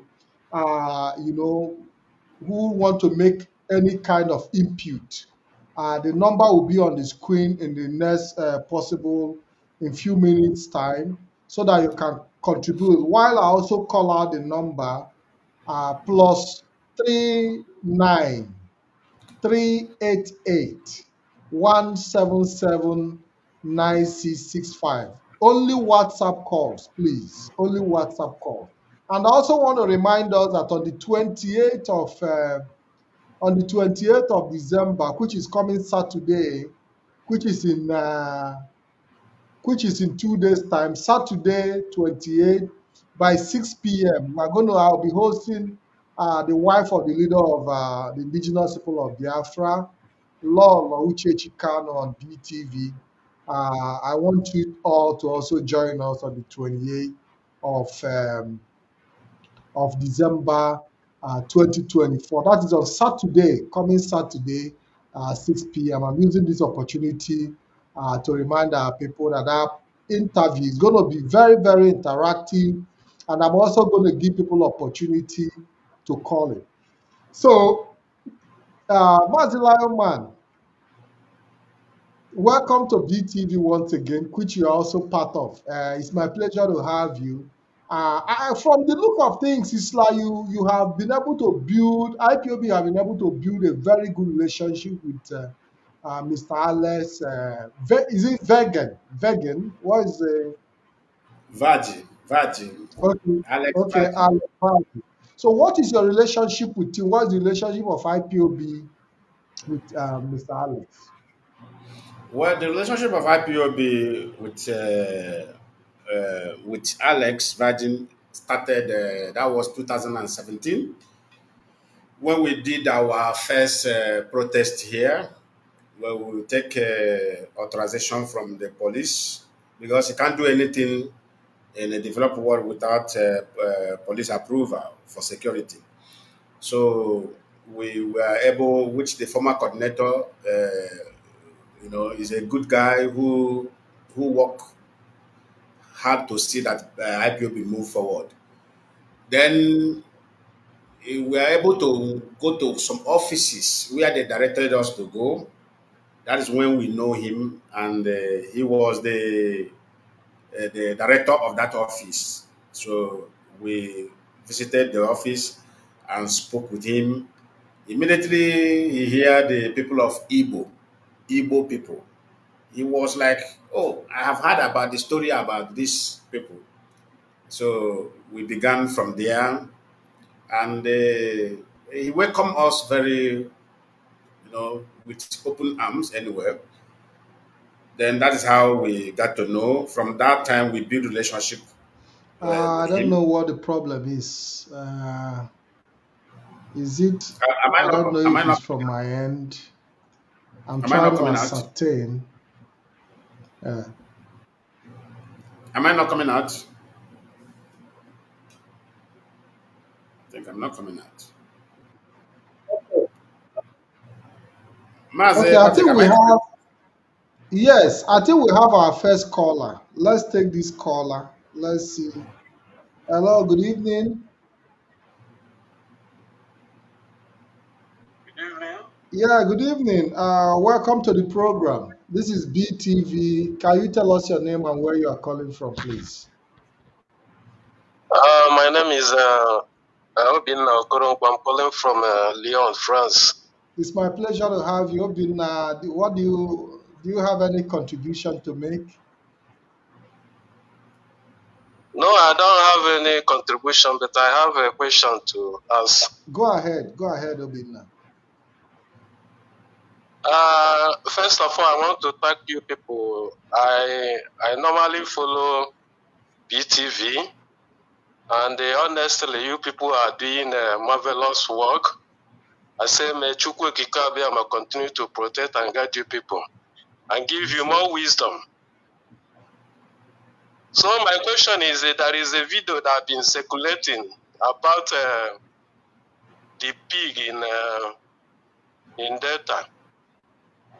He says that he have a contract with the military and that he works in Imo State and I don't know.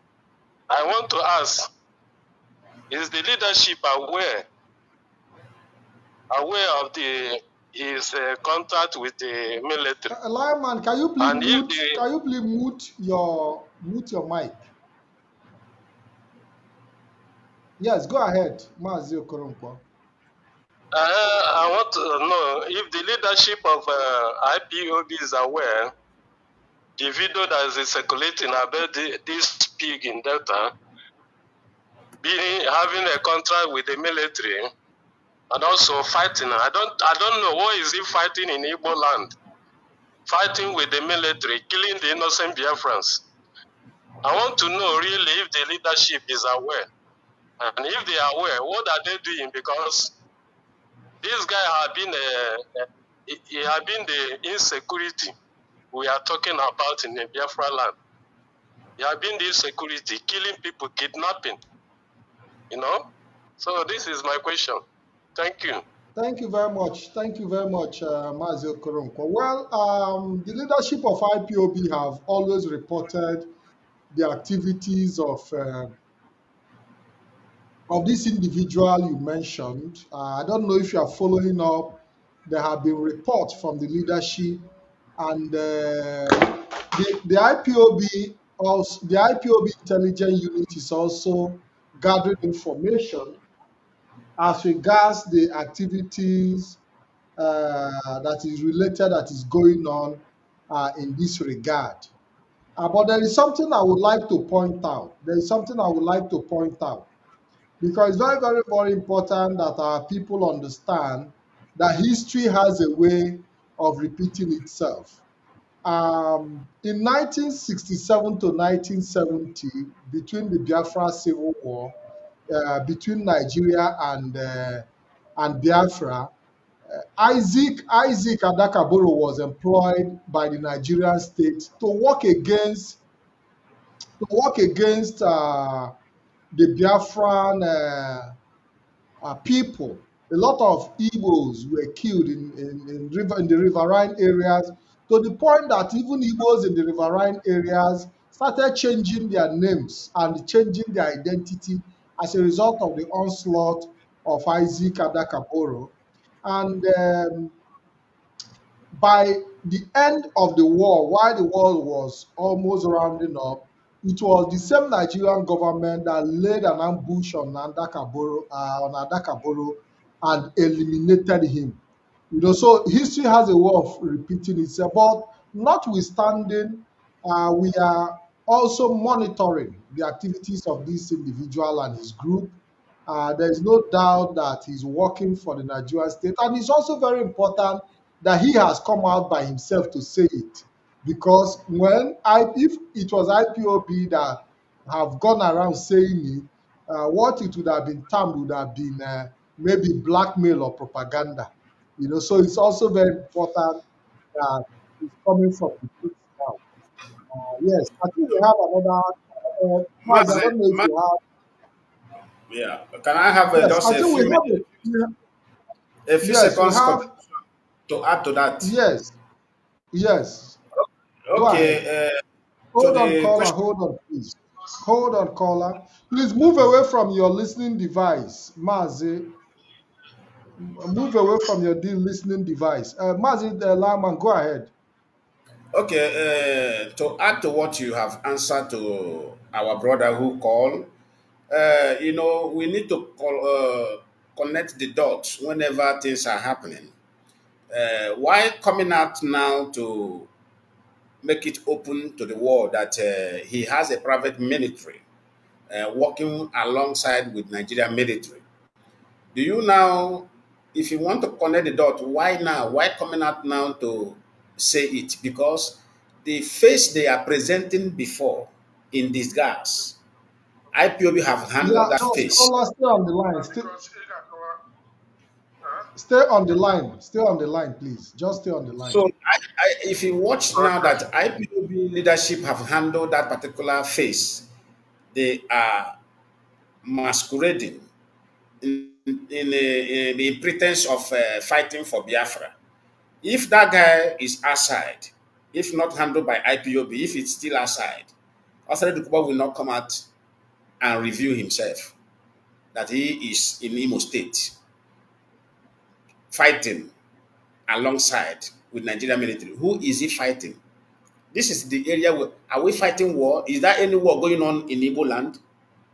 This is something that Igbo politicians should be ashamed of themselves and come out openly if they say that they are representing the people. It's time that Igbo politicians should come out openly and take this matter very, very serious. If Igbo politicians cannot come out openly this time around and defend the people, which they No, but it's the Which, same, Mazi, but it's the same politician that have also contracted them what I to mean by kill their politician? own. Politician, like in a developed world, senators and the House of Rep have more power than governor. They make decision to know the activities of governors. So what is our Igbo representatives, House of Representatives and governor and the senators are doing? No, we shouldn't be dodging from responsibility. We know how politics work. If you we will play politics perfectly, and we play a civilized politics, not that politics of Janjaweed. Okay, Mazi, let's take We this. Let's take this call. Let us take okay, this take call. the Hello, caller. Good evening and welcome to the program. Yes, Mazi, are you talking? Go ahead. Go ahead. Yes, you are Okay, on. Patrick, I greet all of you. I greet Mazi Lionman. Both of you are doing a wonderful work. What I want to correct, maybe to say, to put my own contribution here is the kind of question our people do ask publicly if the leadership is doing anything about the pig, the creek. This particular incident, I think Mazi Chinasa have been lamenting about this incident. That's why our people should please try to endeavor to be following the Radio Biafra, following anytime they are doing program on that Radio Biafra. This is not I would say, a new news to us. We know right from time which Mazi Chinasa have been lamenting of this thing, I think more than 3 or 4 times on his program, even on his write-up, that this guy is involved in Anambra and Imo State. He have been saying it. It's not because now he came out to say it with his mouth, our people will be worried. We have it incident. You can monitor some of them. They caught, I think, earlier this year I think in Idiato, one was mentioning his name, that he was one of his gang. Our people, are they not listening to all those things? Are they not seeing it? So the leadership knows about this particular individual and they are taking care of it gradually. Remember, let us not forget that this guy is working with Nigeria government. So it's not easy to just ask what is the leadership is doing. So he's working with the government and you must work with, let me just put it Yeah, this way, strategically. he's protected. So He's protected. For that. exactly, he's protected. So let our people calm down and everything that is happening in Biafra land, I think the leadership is aware of it and they are doing their best to make sure they stop the insecurity in Biafra land. And there, Mazi. Thank you Thank very you and God much. bless all of Thank you for that you. There. contribution. Thank you. There. Yes, Lion Man, go ahead. I don't know. I'm expecting more calls. so I've received some calls, but the calls went out, and I hope that they will be able to call back. If you have called earlier and I didn't respond, or maybe the call didn't go through, please call back. Yes, so Mazi, go ahead, please. so what I'm saying is this: sometimes we abandon the roots that we're supposed to tackle the problem and start tackling the problem from the branches of the tree. This is the problem that we sometimes we let me just put it this way, we Africans are facing. Let me tell you something.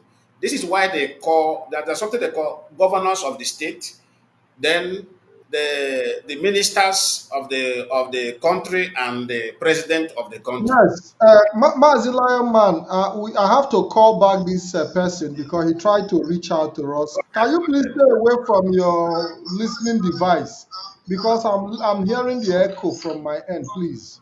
Or mute your listening set.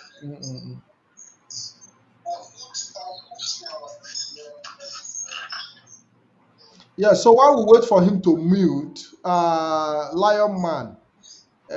Yes, I mean, he's no longer a news. I don't know why it has become a news to our people.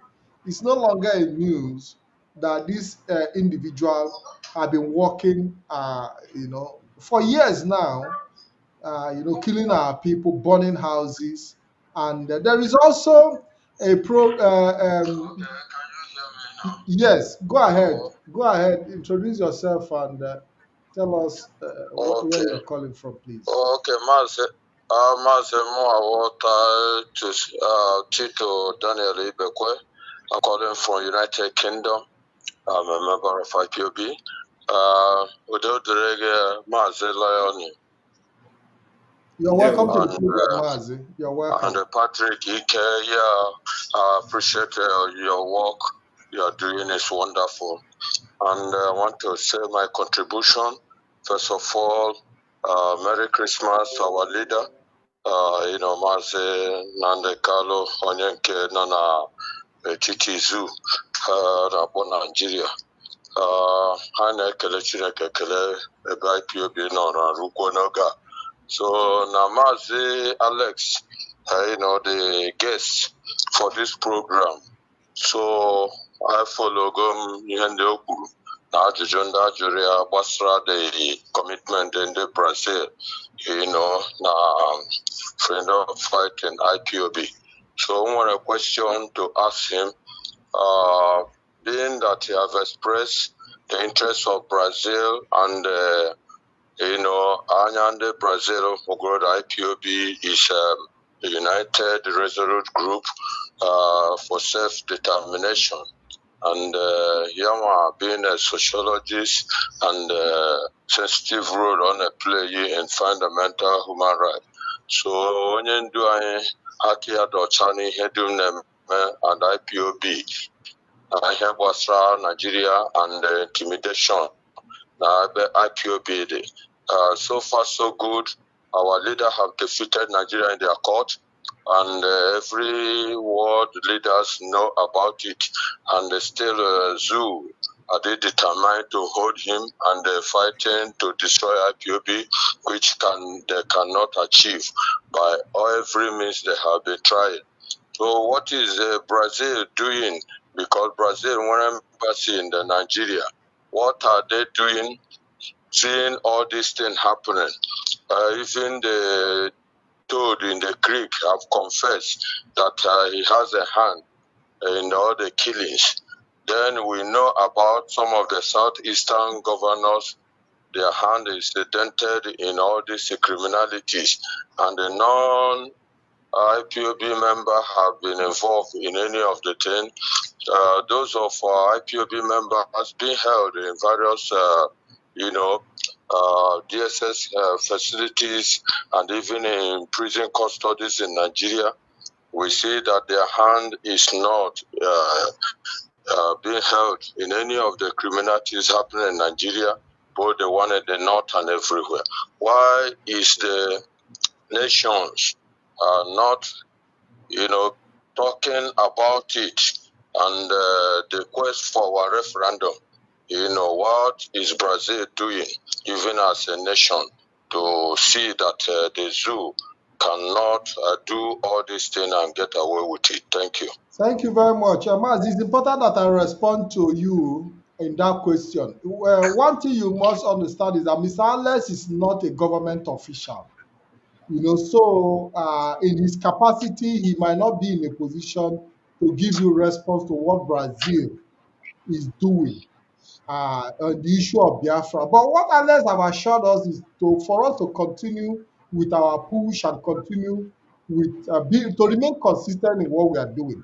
That the government is aware, and you cannot expect the Brazilian government to take a stand just like that, because as far as you are concerned, you also know that they also have some level of interest in Nigeria as well.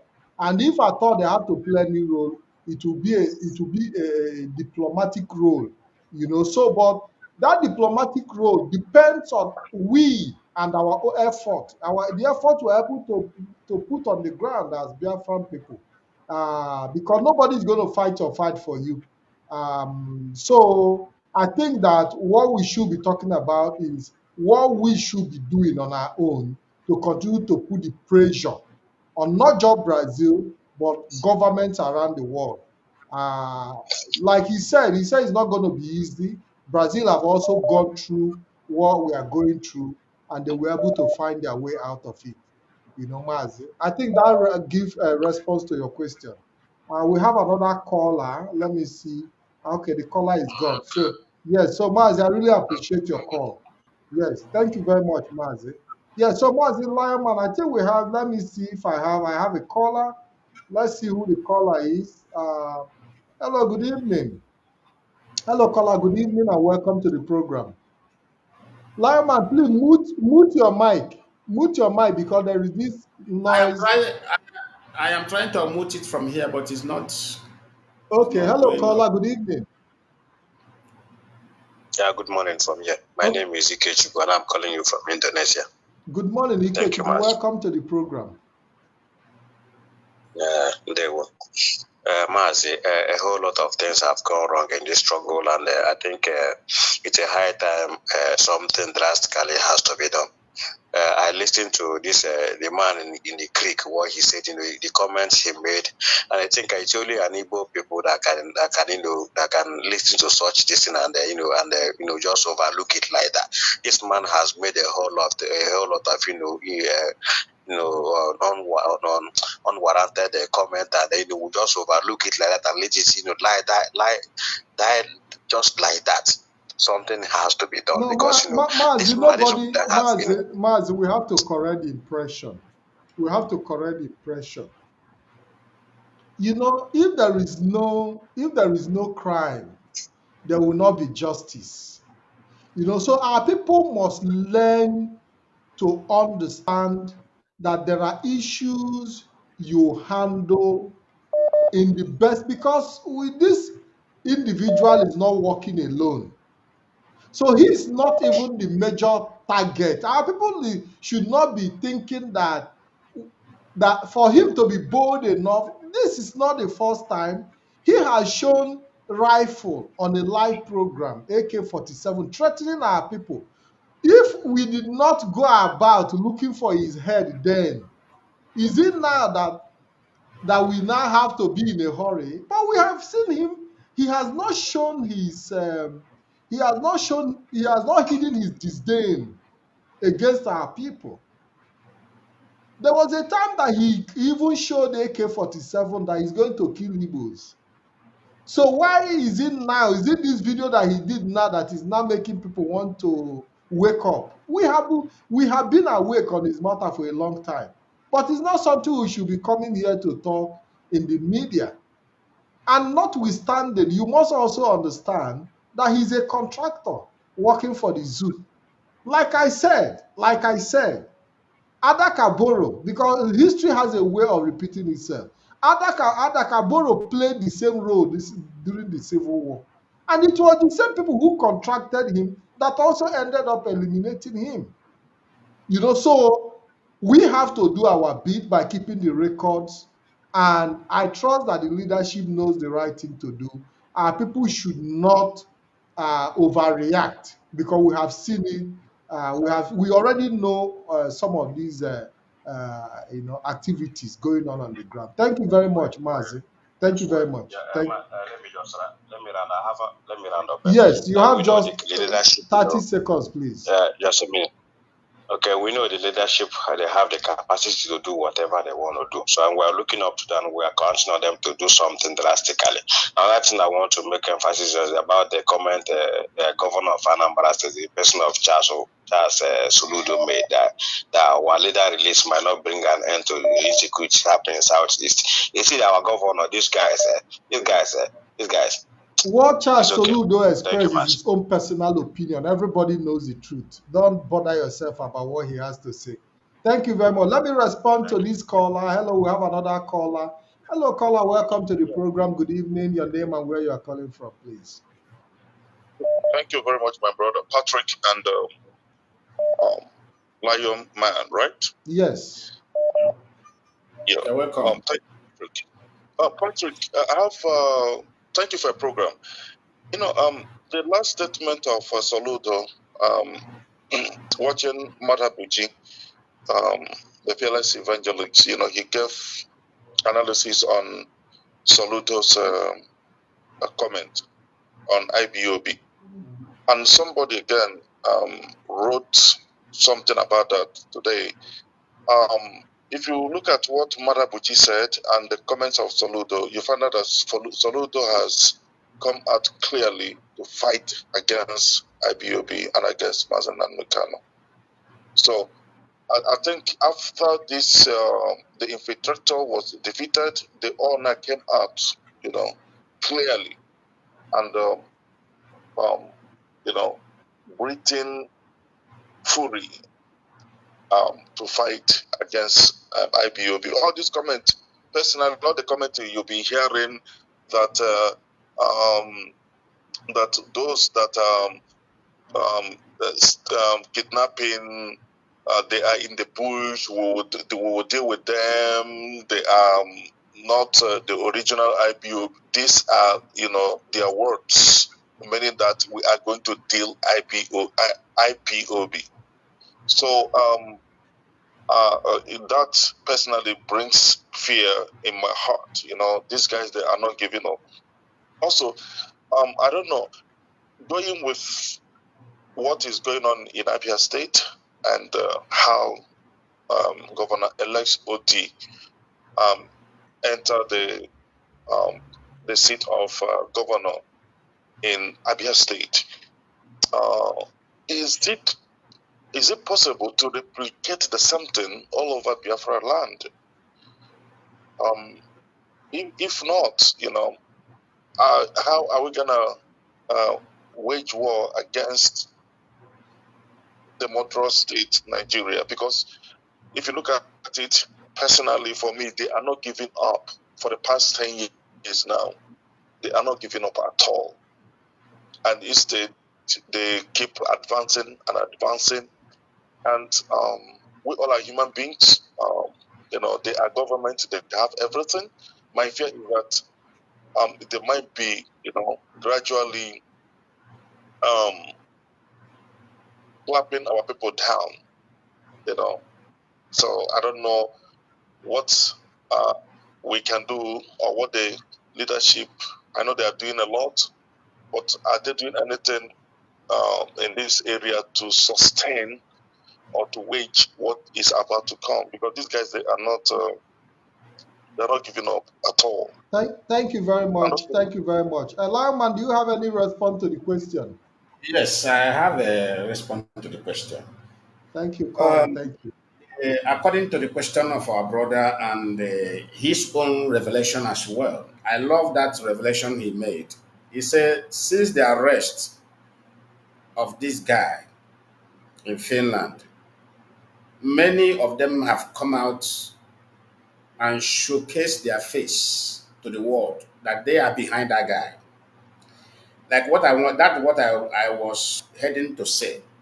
Asad Kubo came out today openly confessing that he is fighting alongside in Imo State. Why he came out to do that? Because their representative is no more on ground. IPB have taken care of him.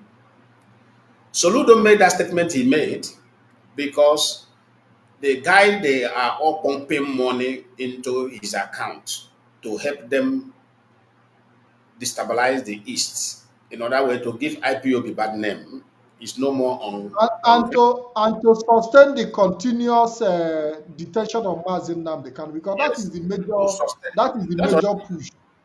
and that is the reason why they planned that game very well.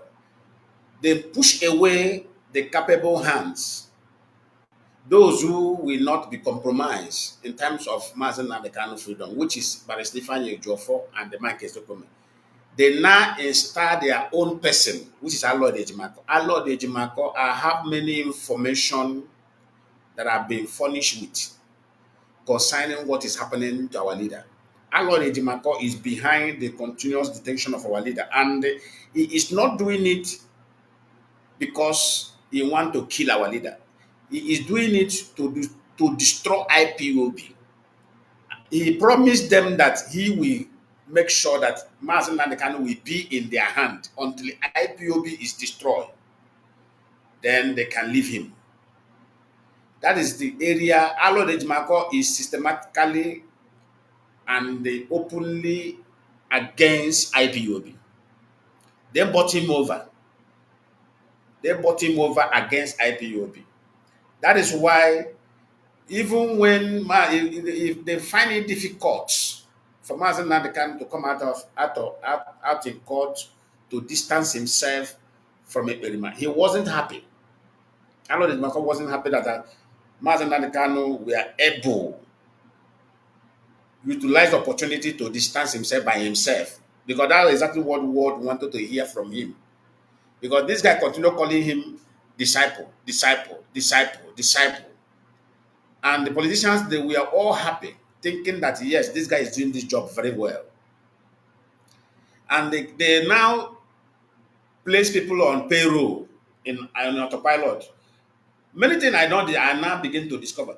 I never knew that all these people promoting this guy on media were on salary, monthly salary of $300 every month, especially those ones in Africa. No, it's for 400. No, it's 400, 400. but he is cutting. He himself is cutting $100 out of their money, and he's giving them Okay. $300 every month. Now look, go to media now. Most of those guys were doing this thing for money's sake.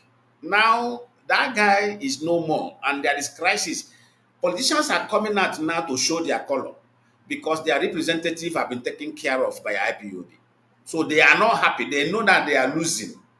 They have lost it because that guy is no more available. Because IPOB is not going to go after anybody because we are civilized. What IPOB will do, we will go through the justice. Justice will be the one to deal with them. Many of you that say, what can we do? What can we do? Most of all these politicians you see, most of them know that they cannot touch their leg in Europe anymore. Most of them know. Most of them know that their feet can never touch in Europe anymore. The moment they are touched, they may not come back. Arrest will be made. So this is what I am telling Biafrans. Everybody should not be remove emotion. Remove emotion. That is a way to do things. Everybody cannot be mad at the same Yes. time. The Caller, Nigeria, do the Nigeria government you have and another contribution to make? the Nigeria government and the politician from Biafra land, they are on the state of madness, and nobody should expect IPOB to No, go no, into Mazi, is it a question you want to put out there for the public, or is it a question you want to put to me? To the public, and at the same time, I want a response. Okay, go ahead. right. I want to ask, probably this might look a little bit silly, but please accommodate me. This is my own opinion. With the arrest of Eberima in Finland, I want to ask, has this, for me, this is a defeat against Nigeria and defeat also somehow against Britain, because these are the people sponsoring him and other big organizations all over the world. You know, with this, can somebody say, that IPOB leaders, they have joined the leaders of the world? Because this arrest for me is not an easy thing. For this guy to be apprehended, can we say that the leaders of IPOB, they have joined the League of the World, or the leaders of the world? Please, thank you. Well, Mazi Lion Man, are you in a position to respond to that question? Because as far as I'm concerned, IPOB leadership have been able to stamp their feet, when it comes to uh, global leadership. The appearance of Alex today is a typical example of what IPOB leadership have been able to achieve, being able to walk their way into parliament of different governments. Outside Brazil, we have also been to our parliament all over the world. Um, is it a question that should be put forward? If IPOB leadership have become part of global world leadership. I don't know. I have this caller Wait, because let it's me important that when I our miss a call, I get in touch, so that our people do not think that maybe I'm selecting some calls and I'm rejecting others. So let's see if we can. Let's see. Hello, caller. Welcome to the program. Good evening, brother. Yeah, thank you very much for being part of us. Tell us your name and where you are calling from, please. Yeah, Please, my name is can you please stay away from your listening device because we can hear the echo. okay. Mm. Okay, my name is David Okonkwoeze. I'm calling from London. Okay, David, you're welcome to the Yes, program. okay, I'm an IPOB qualified member, and I'm a provost from my unit in London, Forest Gate, London unit. I have something I want to contribute, something that disturbing me since yesterday. There's something I saw when I was away driving, and before I be able to park and recollect what I'm watching, but the thing slipped from me. There's a kidnap that happened in Biafra land yesterday, and that kidnap was involved in Lexus 2012 and 15, and two Lexus and another Jeep in front, which I didn't see clearly. But this thing happened yesterday afternoon in Biafra land. So I don't know whether some people have seen it or the leadership have seen it, because it happened in a border town within the two towns, and the whole occupants of the three vehicle were chattered away, and their boot and their doors, all of them are opened. So the person who was recording the thing wasn't, saying real what I happened think I before think I uh, could be able the to. I think that video is in circulation. That video is in circulation. It's on social media. Everybody is seeing it. But most of the time, our people think that the IPOB leadership are everywhere at the same time. Unfortunately, that is not the case. A lot of people think that it is the duty of the Eastern Security Network to be mounting the highway and guiding cars that are coming from Lagos and from other places. People need to understand that the job of the ESN is cut out for them by making sure that the farmlands are secured.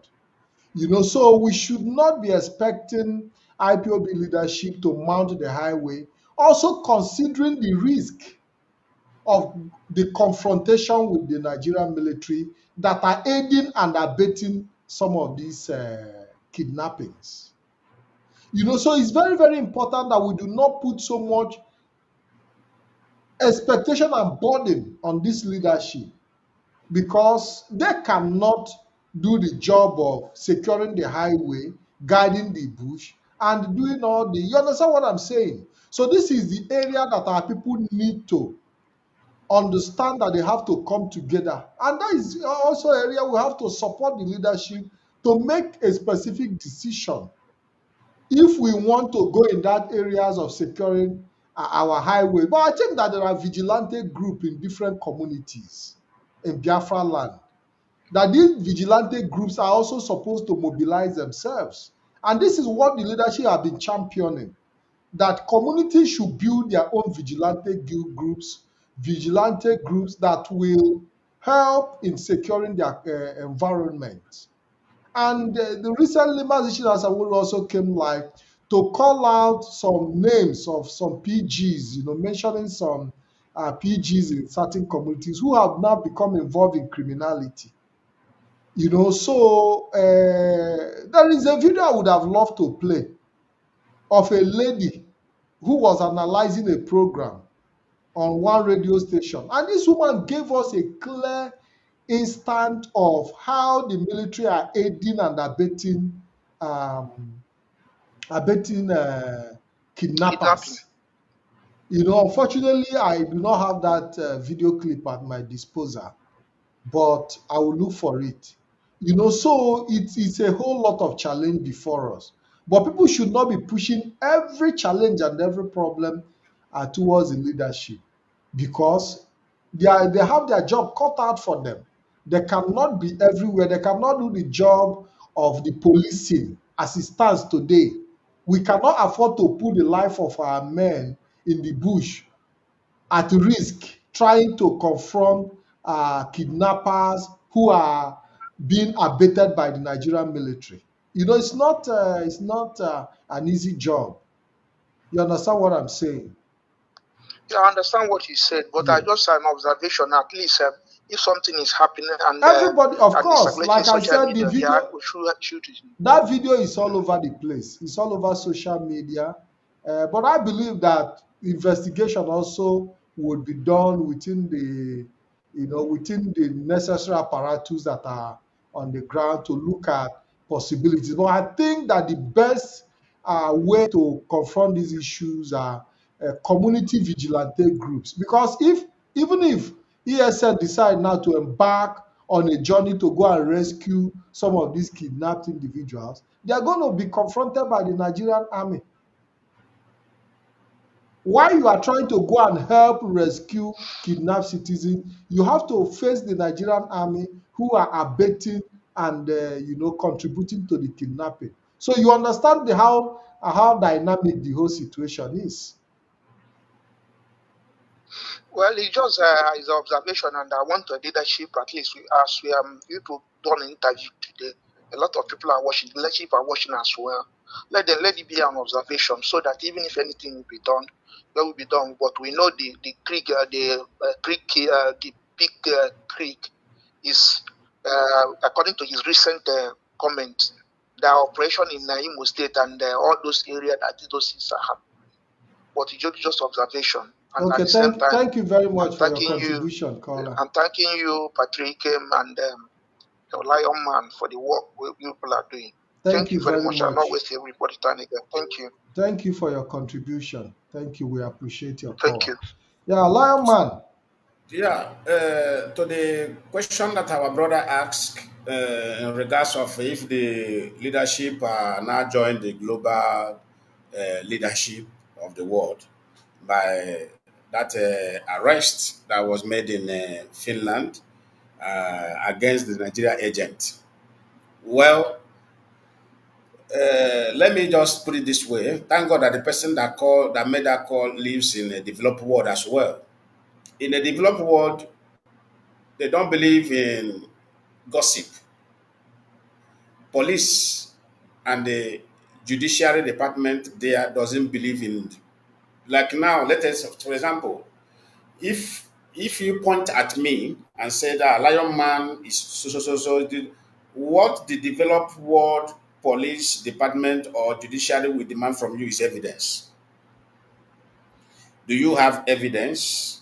Because they don't believe in pointing of finger or this person go and pick this person. This person is doing this. No, they don't. If you say it from now to 100 years, they will not listen to you.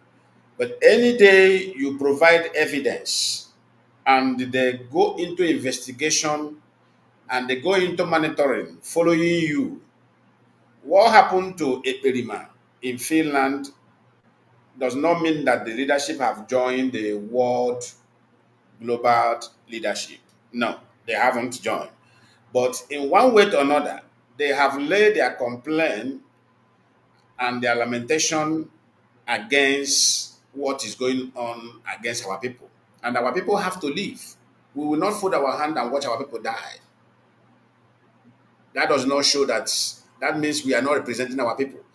Anything that affects our people negatively is what IPOB will stand up and engage immediately to see to the end of that pain over our people. And that's what the leadership did. Because when we discovered that this guy were contracted by Nigeria government and had been back rolling by the Nigeria government, that was when the leadership moved into action as okay, government have been there for you, government are funding you, protecting you, making you to feel confident. Overconfidence is what lead that guy to the life imprisonment that he's heading to. Because the evidence that is on ground That guy was in a developed country where law function, and he has the mind to go, and they know how these countries value human life. This guy is living in a country that if you have an accident now, helicopter government will release helicopter, they will release road ambulance to come and pick that person to save that life. Government is ready to spend €1 million to just to secure one single life, either foreigner living in their land or citizen. But somebody like that staying in such country has the mind to slaughter, to go into slaughtering of Biafrans in Biafra land, pretending to be fighting for Biafra freedom. Why slaughtering? His mission, the mission they handed over to him is slaughter them. That is why somebody like me, I have vowed. Let me tell you, I have vowed. If nobody, you see that guy, he will never see heaven again. He will never see this outside Hello, again caller. for killing the Biafrans. Yeah, Any Lion Man, I think we have a caller. Hello, caller. Welcome to the program. Yeah, good evening. I'm Oyebuchi calling from Italy. Okay, yeah, but you welcome to the program. Think I want to make my little contribution about the kidnap that happened around Isu yesterday, Isu in Oka. That area sometimes is lonely, and sometimes such a thing can happen because everybody are running for their life. But the latest thing I want to shift in is that IPOB has been campaigning for people to return home, even for this Xmas. I think it should have been also very good that those our areas are filled with some of our men, at least to protect those people that suffer, maybe right from Lagos, Abuja, or wherever. Then entering inside your own village, maybe they may be going to the next village, Urum, Amanuke, or whatever, down Isu and Orchard there. Then the little criminal will come and kidnap all of them. And again, this thing has become is like a mental problem to some of our youth. Nobody wants to work. Everybody depends on the fast lane. My own suggestion is that this we should not be because some people want then it will be giving them mind to continue to do this evil. To steal people, kill people, go to the bush and say if you didn't bring 100 million. You don't know if that person has seen such money. All you want is your own. And in my own village, easily if you steal something and they caught you, you will be got naked and go around the whole town. At least also it will stop some people from not doing so. They will not kill you, but that thing is what you will do, and they will still keep you, interrogate you. You pay some fine. So those people should not be. I can't make campaign. Don't kill. They don't burn them. It will be giving some other people the mind to continue doing such evil. And anybody doing this thing should be punished. Our leaders also, please, if you can pay for people to come home, which I'm among the campaign, we should also provide security. Thank you. Thank you very much. Mazi Ostraman, what do you have to say about what our brother said about people coming home and the role we can play to secure them? But I've already said it that communities have roles to play. All those roads are lonely roads. But if those communities, no land is free in Igbo land, it's just, sometimes we tend to not to understand that the failure of infrastructure is the reason why we are where we are. It's not because IPOB leadership is not working. Because all those roads are supposed to have a surveillance, have surveillance security system. These are the work of state government. That all Mazi, these roads are supposed to have surveillance security system on the entrance and the exit. You understand what I'm saying? So they will, but unfortunately, these infrastructures are not there. Go ahead. Mazi, let me just say something here. Let me put the word of late Sonny Abacha. Late Sonny Abacha, during the time we are there, there's something he said one certain time. He said, any crime that lasted for 72 hours, Any insurgency. any insurgency crime that lasted for 72 hours, he said government is involved. Without the involvement of government, there will be no successful kidnapping. Now, every country have criminals. Let me say this country as example. Most of people they call it sequestro here. Most of people who have joined, maybe who went into business of look about a month ago, there is one rich family here. The wife and the two kids went to shopping mall. Some mafias went and after them and grabbed them. Do you know what saved these people? The highway road surveillance camera. Police went into work immediately. They begin to monitor those camera, and see where the ghetto, where they drove this woman and the two kids in. Immediately, under 10 minutes, helicopter surround that environment. Even the criminals began to run. They would jump out from the bush, they get to where they keep those men and abandon that woman and the children and start running away for their life.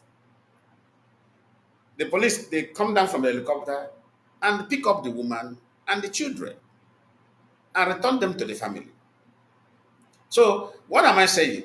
This is exactly why Nigeria officials like our governors and our senators, they don't want electricity to work in Nigeria. Without electricity, security can never be completed. You can never complete security system without steady electricity. I am putting it to them. If they doubt me, let them come out for our debate.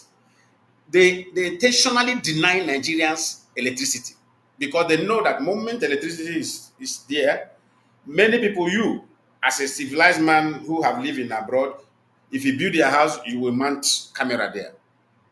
Even Mazi, apart from even these days, there are cameras that have solar system. That's what I'm telling you. There are cameras. Yes, there are cameras that have attachment of solar system in them, and even with a light. They can't put it where they can't put it because they are people behind the crime. Our politicians are people behind the crime. Senators are the people behind the crime. Our local government chairmen are people behind the crime. Governors are people behind the crime. So they can't put it. How can you put security system against yourself? Yeah, you are working against yourself automatically. You can't work against yourself. This is the problem. You can't work against yourself. We understand this thing. And that is why they are fighting to see that IPOB is destroyed because they have seen the mentality of IPOB, knowing fully well that IPOB have adopted the civilized world mentality. And it is not favorable to them because these people, they are addicted. Underline my line, they are addicted to evil. They are addicted to evil. They sleep in evil, they wake up in evil, they eat in evil, they drink in evil. So taking it away from them, it's like a drug addict. You want to take a drug away from a drug addict, you see how it will affect that drug addict for the moment. It will be as if this person wants to die.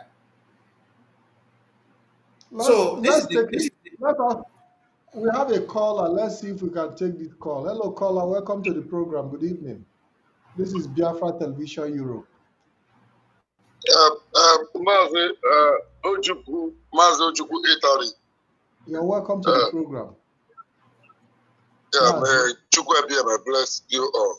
My Mazi, my brother, may Chukwebia may bless you all. Yes, sir. You're welcome. I want to put a mouth for about Asari Tokumbo issue. Asari Tokumbo issue, like what's one of our Mazi asked a question about leadership.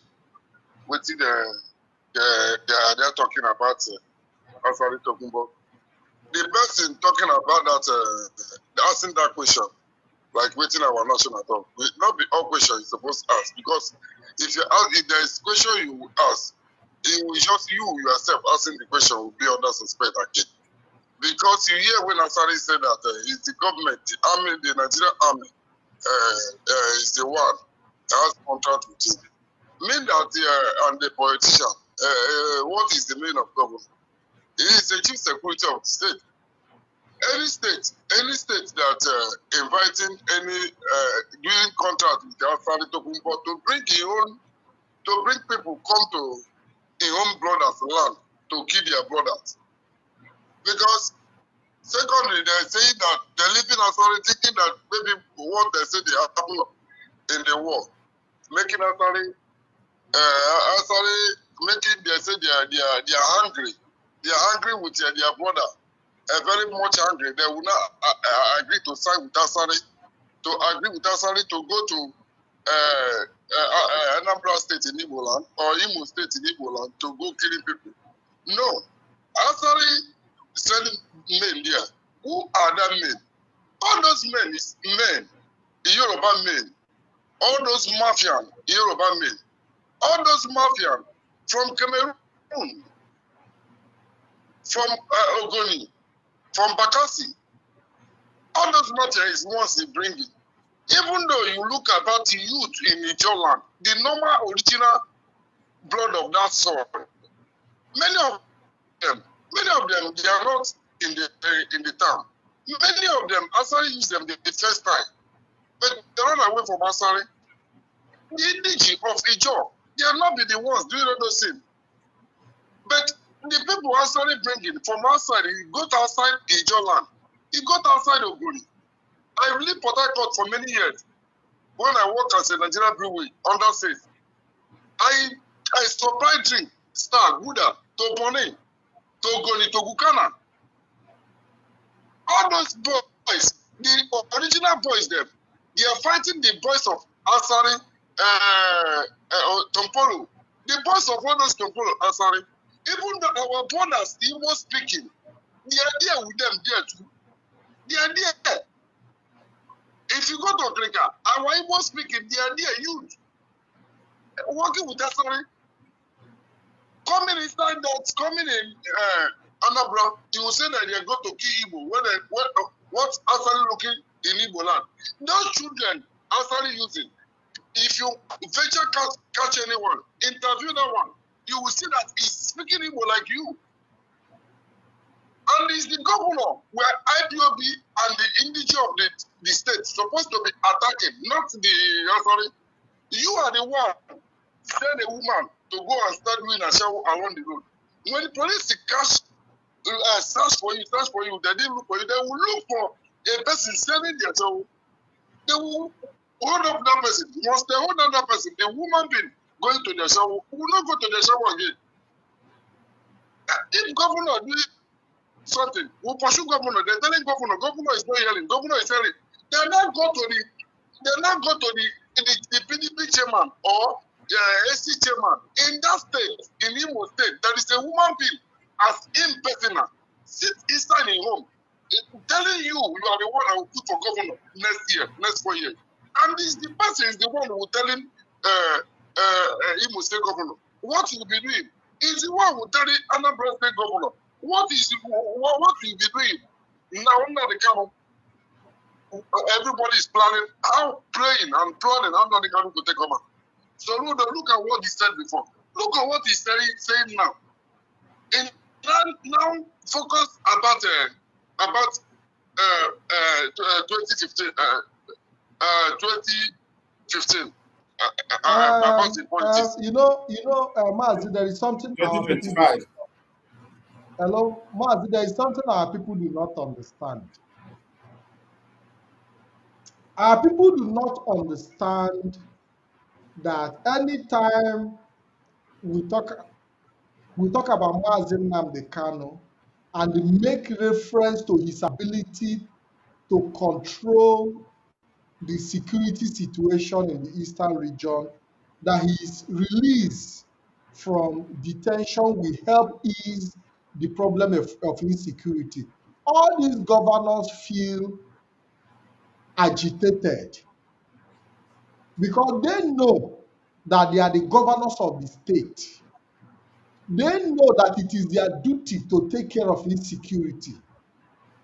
They know that they have the resources provided to them by government from the central government. They give them security vote every month. And suddenly, you are now telling them that somebody who is in detention somewhere will be the one to come and help fight this security while they are enjoying the security vote money and all that.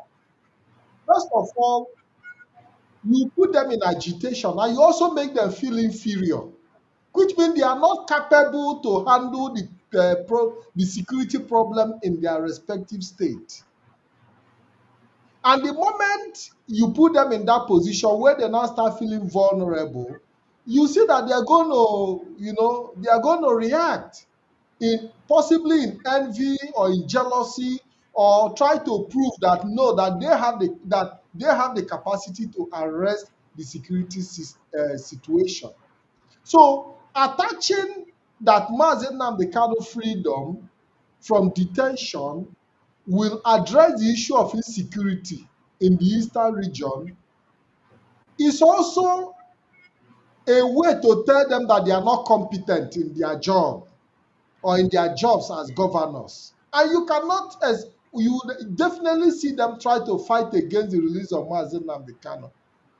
Because if eventually Mazi Nnamdi Kanu comes out truly and is able to put the issue of security in the eastern region into good perspective and resolve that problem, it makes these governors irrelevant automatically.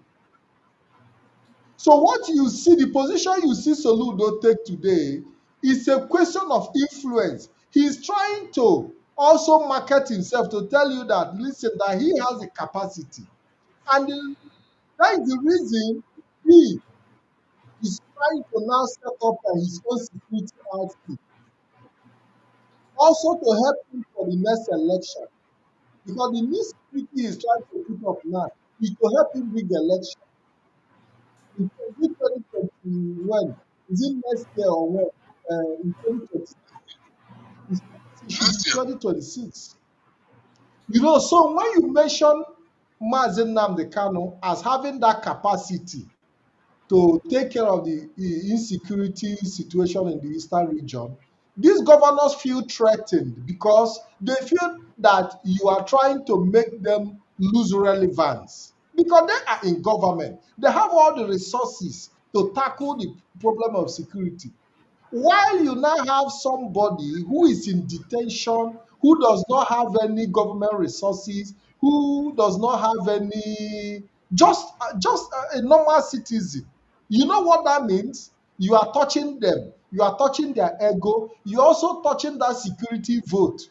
Because federal government will tell them, since it is Mazi Nnamdi Kanu that will arrest, there is no need giving you people security vote. Let us release him for him to take care of the security.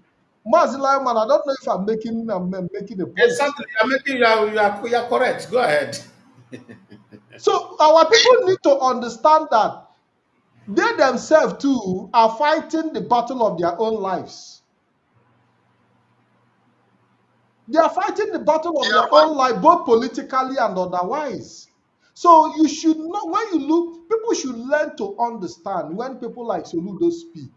Not that he doesn't want Mazi Nnamdi Kanu to come out, but the coming out of Mazi Nnamdi Kanu from detention has become a threat now to them. The coming out of Mazi Nnamdi Kanu, listen, Mazi Nnamdi Kanu being released from detention has become a threat to them, have become a threat to their influence, have become a threat to their relevance politically, have become a threat to their finance, because that, do you know how much they take in as with billions? And they need this insecurity to continue to be able to have something to present to Abuja. Because if you no longer have security issues in your state, why should federal government be giving you money for security?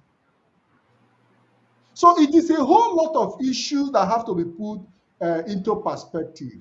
So Mazi, let our people learn to understand that it's not just a one-dimension issue.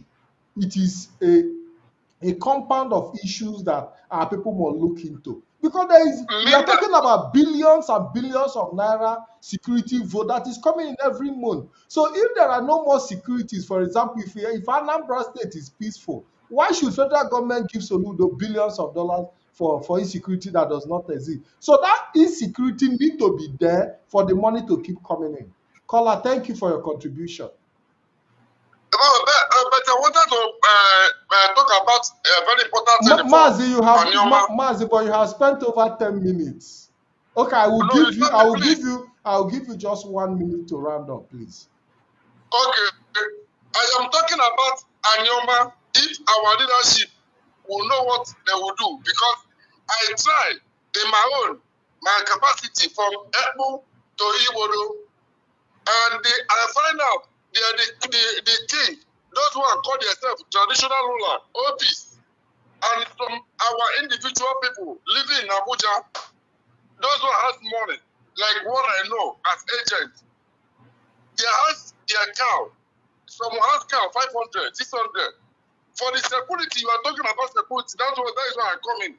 The security formed in each village that the government is the one controlling the security, the state government, they control it. Adasaba, Ogwasho, Iwuzo, Oguruko, all the whole bush, start from Oguruno, start from Ubideja, Oguruno, start from Ebele, all that bush to Obanam, Isarasaba, bush, and Onichubo bush, or Ibodo bush, all those bush, nowhere, all those bush Fulani truck, no one is going there for farming again. Nowhere. If all the Fulani go out from Anambra or from 5 states, or they are Anyoma as a whole, surrender the whole bush in Anyoma, so that if anything we are doing is about security, let them put mind.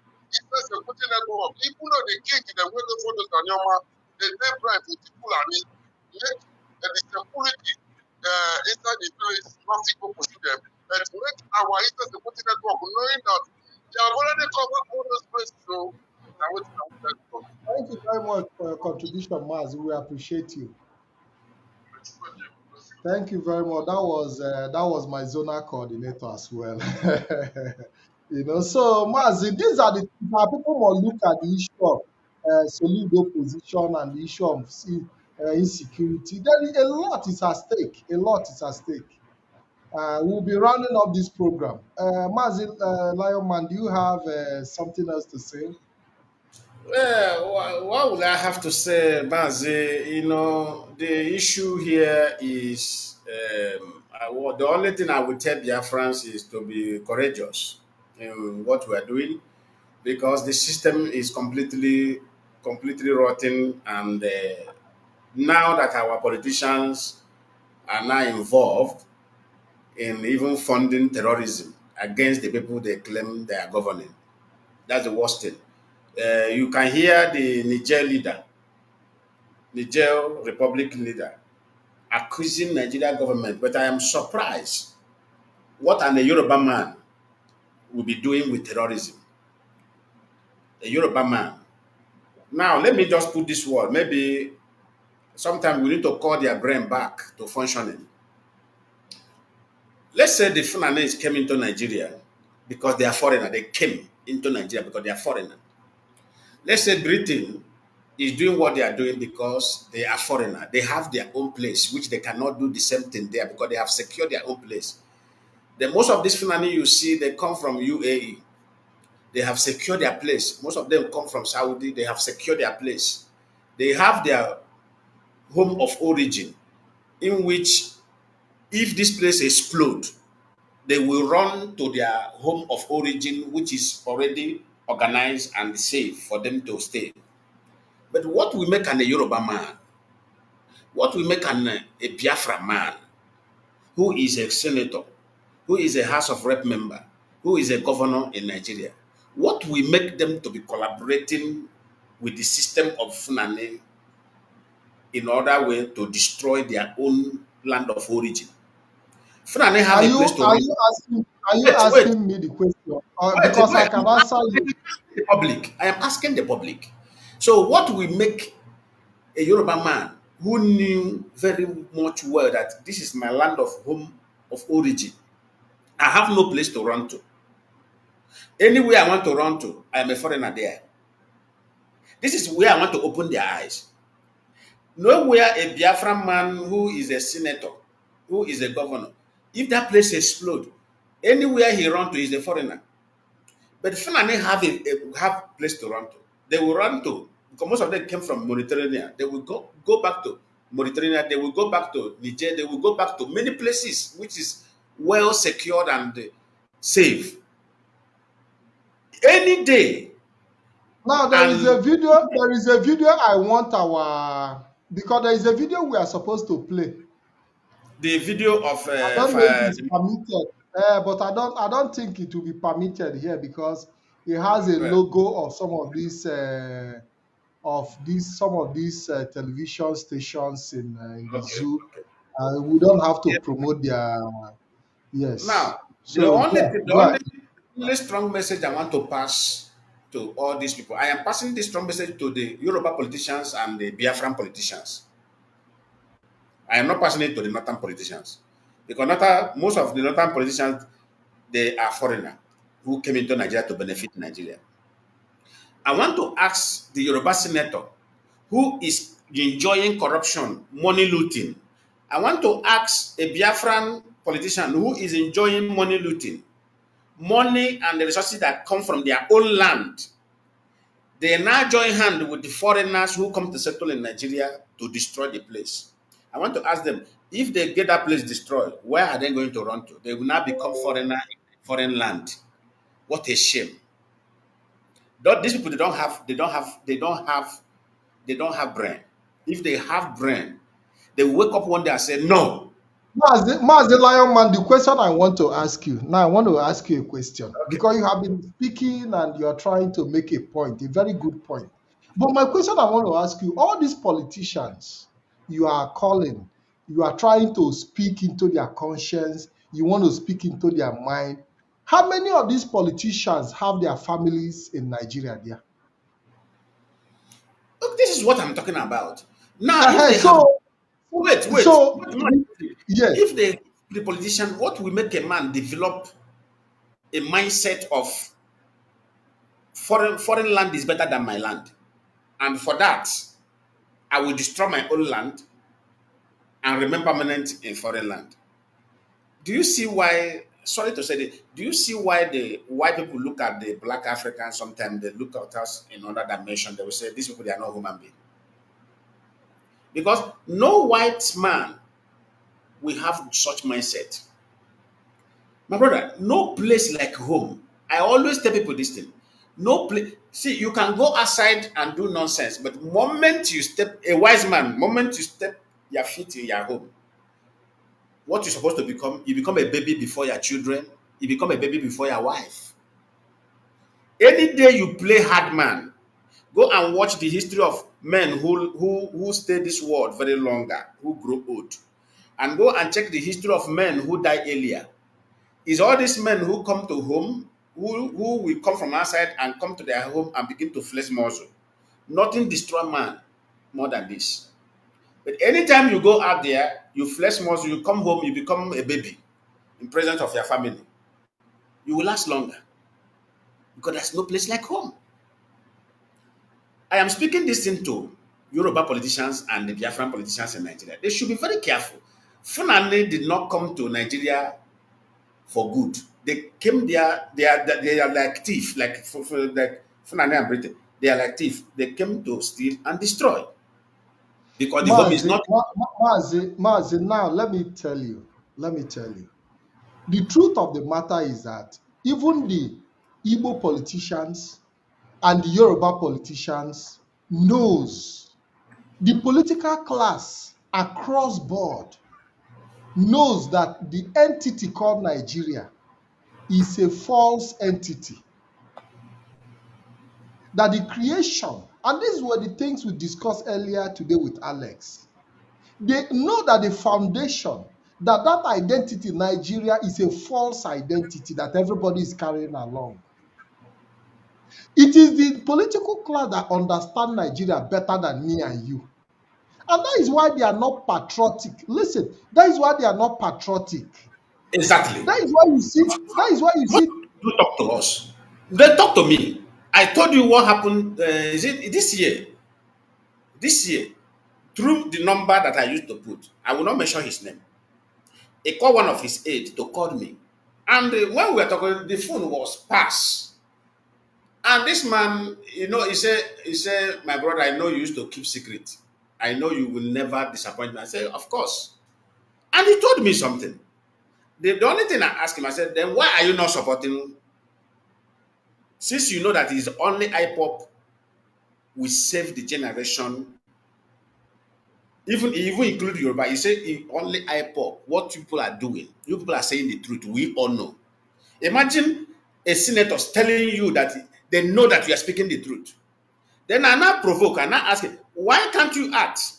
He said, my brother, are you going to act in the midst of, do you know who is who? That was the response. He said, do you know who is who? He said, everybody is looting, everybody is enjoying, grabbing money. He said, what they're doing, we say what they're doing in Nigeria system is pack what you want to pack. I say what? He said, pack what you want to pack.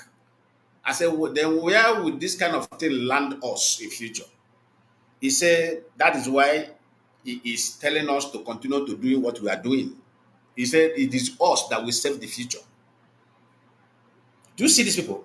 They are So very ridiculous. it is me and you. It is me and you that is worried about the political class not doing the right thing. Because we do not even have the knowledge that these people have about Nigeria. They know Nigeria more than me and you. Now, as I'm talking to you, there are still some of their small recruits that are coming in the future to take over the same position. These people Yeah, understand that. These people yes. understand that. These people understand that Nigeria is not viable. That Nigeria is not going to work. So they are just standing in line to see what they can get for themselves. And that is why it is very, very important that we continue, like he told you, we have to continue what we are doing, because at the end of the day, when Nigeria finally collapses, we need an umbrella that can shield our people. And that is where IPOB comes in. Because there is no other structure that can stand in the gap for our people. Because when the Nigeria finally collapsed, all the whole political class, all of them will just find their way and disappear into the thin air. And that is why they are buying houses in Australia, they are buying in America, Dubai, all over the place. Because if you, as an individual, know that your family you are coming from, that the home you are coming from is viable, and there is a durable place you can live your life, why should you go and invest in another person's house, other people's home, when you trust your own home, you trust your own country? How can you go and carry money and invest in America, carry the money that you steal from Nigeria and invest in America, if Nigeria is viable for you? As I'm talking to you today, all the whole political class, all of them are fighting for foreign citizenship, including even this present president also have his own foreign citizenship. He has a foreign passport of Equatorial Guinea or whatever. Now, Yeah. what will make a man to be running to another man's house when his house is at peace? So the politician understand better. It is the poor people who does not. It is the poor people that are shouting patriotism, patriotism. from their heart. Oh, the politicians, the patriotism you see them shout is how they need to keep singing that song of patriotism to help them retain that system to continue stealing. Because patriotism is not just by word, but by action. Look at somebody like Yaya Bello of Kogi State. Yaya Bello of Kogi State now will still come out to tell you that he's a patriotic Nigerian. He is a man who stole billions from his state. And you still see people, even lawyers, standing, everybody protesting and supporting him. Because all of them, everybody is interested in what they can grab. If there are people that are even patriotic, it is me and you that is questioning the Nigerian system. It is me and you. Of course, they know. They know that for us to question that we want the better future for everybody. They know. That is what the man, I said the man confess it. Imagine, you say without what we are doing that everybody will sink in a twinkle of eye. I say, then you people should make the right demand for everybody to be free. It seems that there's something that man never opened his mouth to say, but I know the problem. These people are committed. Do you know in Nigeria? I just want to say this. Do you know in Nigeria, before you become successful in a political corridor, most of them may tell you it's not possible, it's a lie. Before you succeed, Mazi Patrick, you will go extraordinary mind. I am telling you the fact. That's why if you see any politician in Nigeria wasting stronger, that person is out of human being created by God. I am telling you the fact. That place can never be. It can never. They know that place can never be good. So the only thing I want to encourage this generation, I know it's not easy. Most of people will say, if you can't beat them, join them. That is a coward. That is a language of a coward. You can change things if you have the determination. You can change it. Like when we are telling our Thank you when very much, Mazi. You know, this is the reason I continue to tell our people that any day Nigeria disintegrates and you see people return back to their originality, you see a Yoruba man become patriotic to his Yoruba nation because that is exactly. where his real identity is. You see an Igbo man becomes patriotic to the Igbo nation because that is where he comes from. That is his true identity. The identity, yeah. You see an Ijaw man becomes patriotic to the Ijaw nation because that is who he is. That is his true identity. But for the fact that you are carrying a false identity, patriotism is not something that you form on the basis of illusion. It is something Exactly. that is grounded with you based on your true identity of who you are as an individual, as a person. And that is why you will see somebody would emerge and say, as a president, as a governor, as a local government chairman, I'm not going to take salary. I'm not going to take any benefit from government until I finish my tenure. That is, you see, somebody who have come to serve his people. You understand what I'm saying? So that Exactly. is the reality of the matter.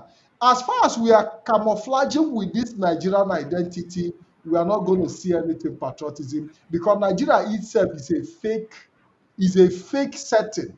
And then everybody is just living that fake life. People are just, people are just, because when the foundation is wrong, there is nothing the righteous can do. They can't do anything. They can't do anything. You So can't do. we cannot take away And you that reality. notice, as a Patrick, do you notice something very common in Nigeria? As soon as you begin to hear the voice of truth, initially when you start to hear it, attack will come from nowhere. They will begin to attack you, even the youth. They will begin to call you names until if you stand their ground. Those the same people that call you name will later come and say, "He's saying the truth. Oh. He's saying the truth." Let us look. It's like a case of Dr. Abel Danami. When Damina. they wanted, yeah, when they wanted to change the corruption in the church system in Christianity, because you have watched where the thing is going to.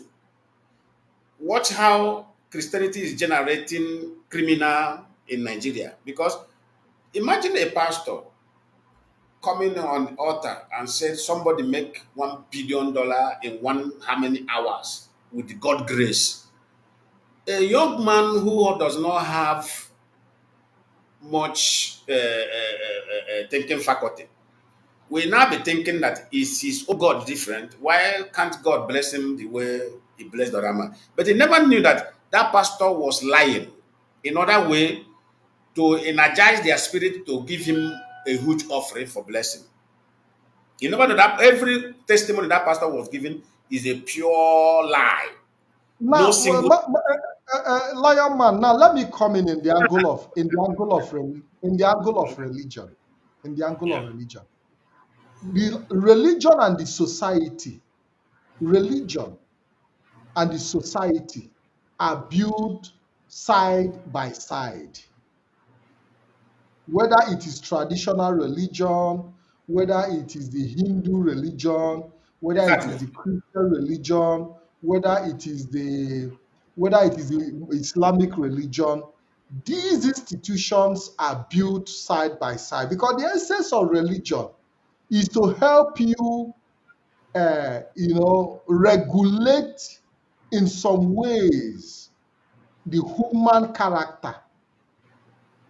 Religion helps you regulate the human character and it helps you mold the human character. That is why at birth you see children are being pushed into that religious setting to help mold their character outside the conventional constitutional system of government.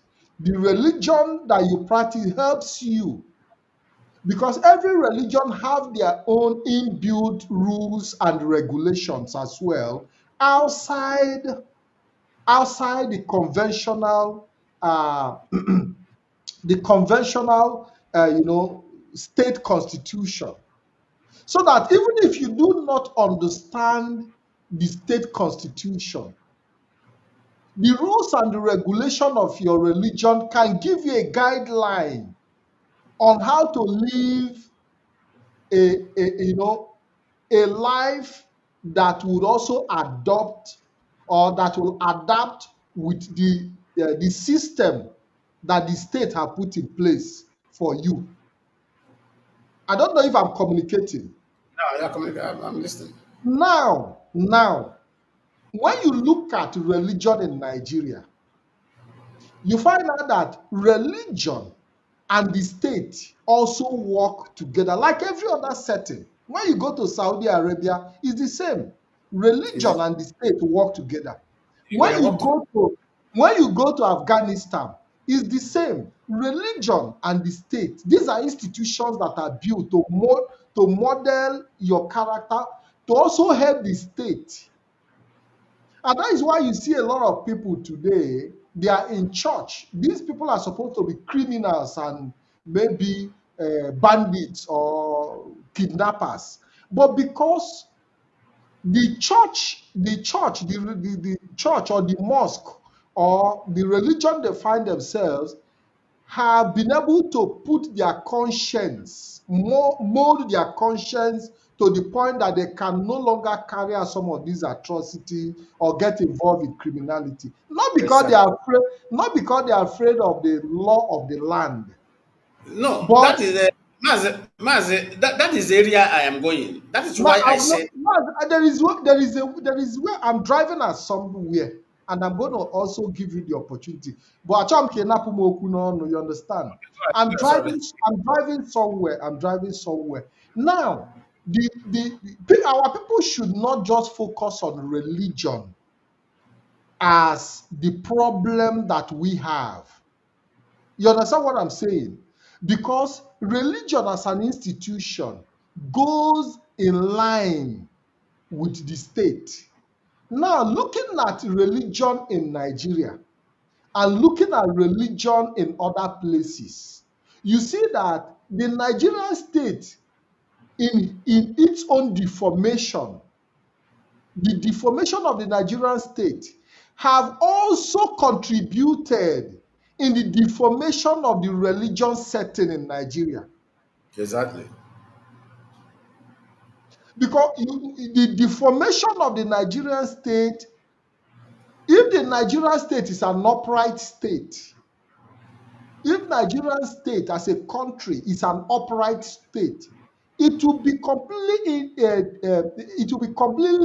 impossible for you to see any form of corruption in the religion Yeah. in Nigeria, because it is also the state that help regulate religious activities. How does the state regulate religious activities? The state regulate religious activity based on the standard it creates, the standard the state have created for the religion to function. That is why you see today that Nigeria dysfunctionality have affected the religion system, that even the pastors themselves too are also working with the politicians to keep the people as slaves. Exactly. Exactly. You understand what I'm saying? And that is why you see that Nigerians cannot rise up. Nigerians cannot rise up and demand for their right, because the Nigerian system have conditioned the religious setting to make the people redundant and docile. Where you see a pastor stand on the altar to tell their congregation that you should be praying to God rather than demand your right from the government. And that is how the government wants it to be. The government wants the people to be praying to God and demanding their putting their prayer to God instead of the citizen demanding their right. They have used religion to condition the mind of the people, take their mind off their right as humans. You understand what I'm saying? So you see Exactly. that even in the days of the Bible, in the olden days, the kings in those days and the religious leaders, all these fake pastors, work together. They work hand in hand. Yeah. In the days, even when the children of Israel were in Egypt, They're Pharaoh had working. his own Pharaoh had his own religious leaders, his own magicians, who he was working hand in hand with. And that is why you see today that the politicians can be bold enough to come to the pulpit and take microphone to campaign inside church. Of They tell course. people to come and vote because they work hand in hand. In fact, we even saw when a pastor in Igbo land have to campaign for politicians, and said that some politicians are stingy, that they should not vote for this person, that they should vote for old Baba wey him hand open, and not a young boy wey him hand tight. Because him too want to benefit from the old Baba wey him hand dey open. He doesn't care about the young man with a tight hand that is ready to use the state resources very well. No, he's not interested in that. He's interested in a Baba that can share and give him his own cut of the national cake. And I used to tell people that our problem is not the religion itself. The problem is the operators of the religion, because religion cannot function without human operation. And Yeah. how you want it to function is the way it will function. Because religion is like a vehicle. The religion is like a vehicle. Exactly. When you use the vehicle, it is not the vehicle that uses itself. It is the driver of this vehicle that decide the direction the vehicle will go. So if you see the likes of Abel Damina that you mentioned earlier, now you see the direction he has taken his own gospel to.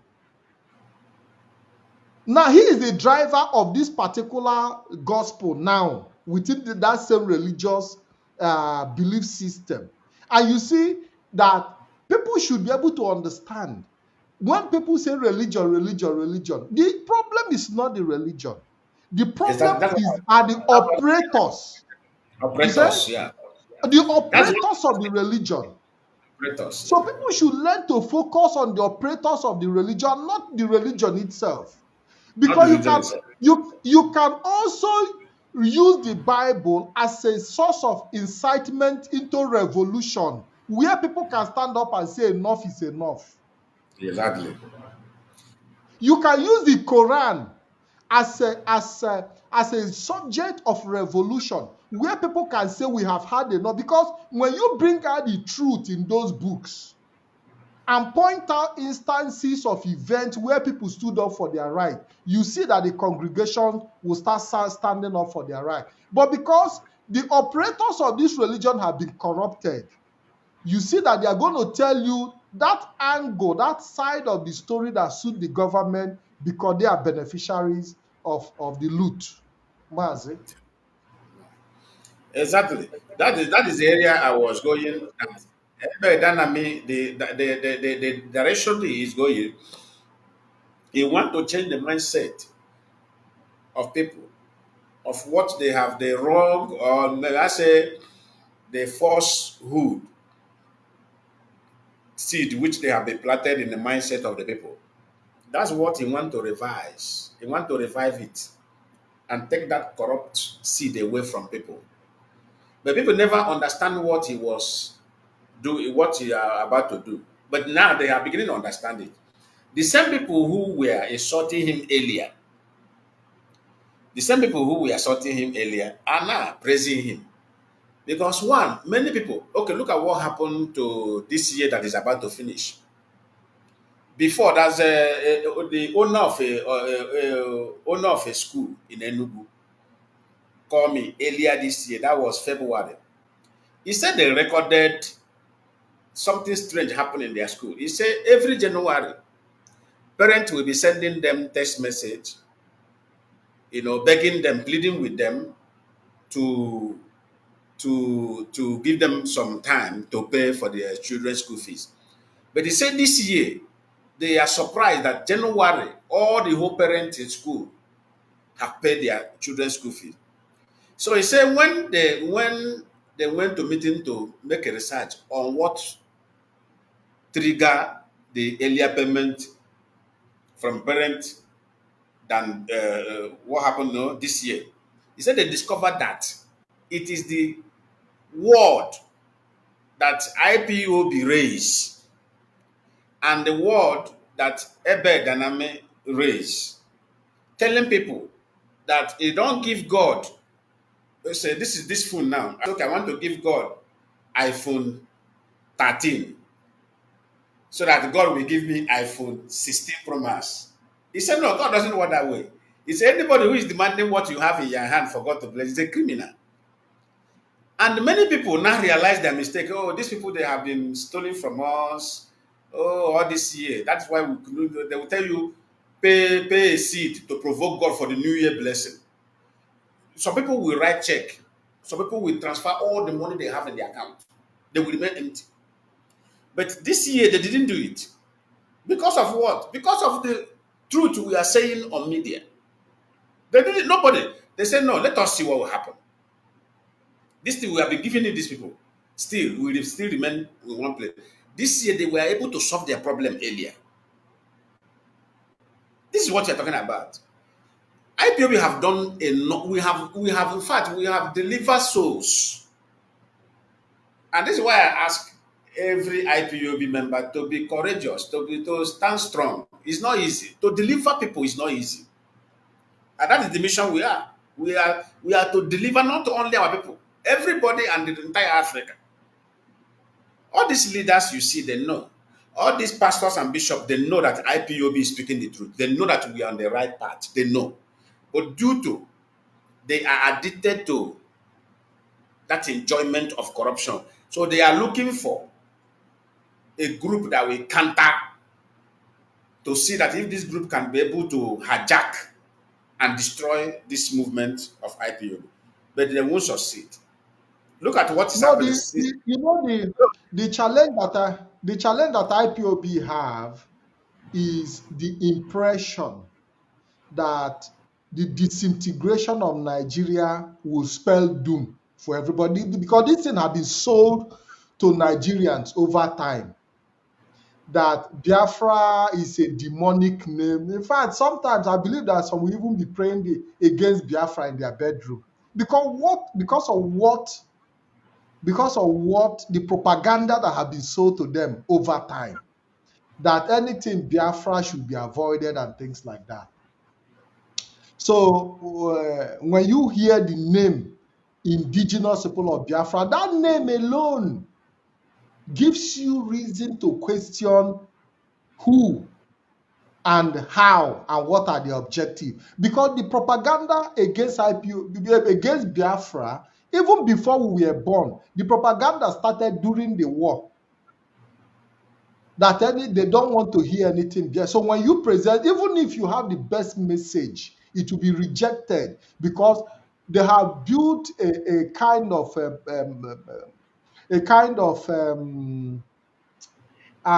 bias against that name Biafra.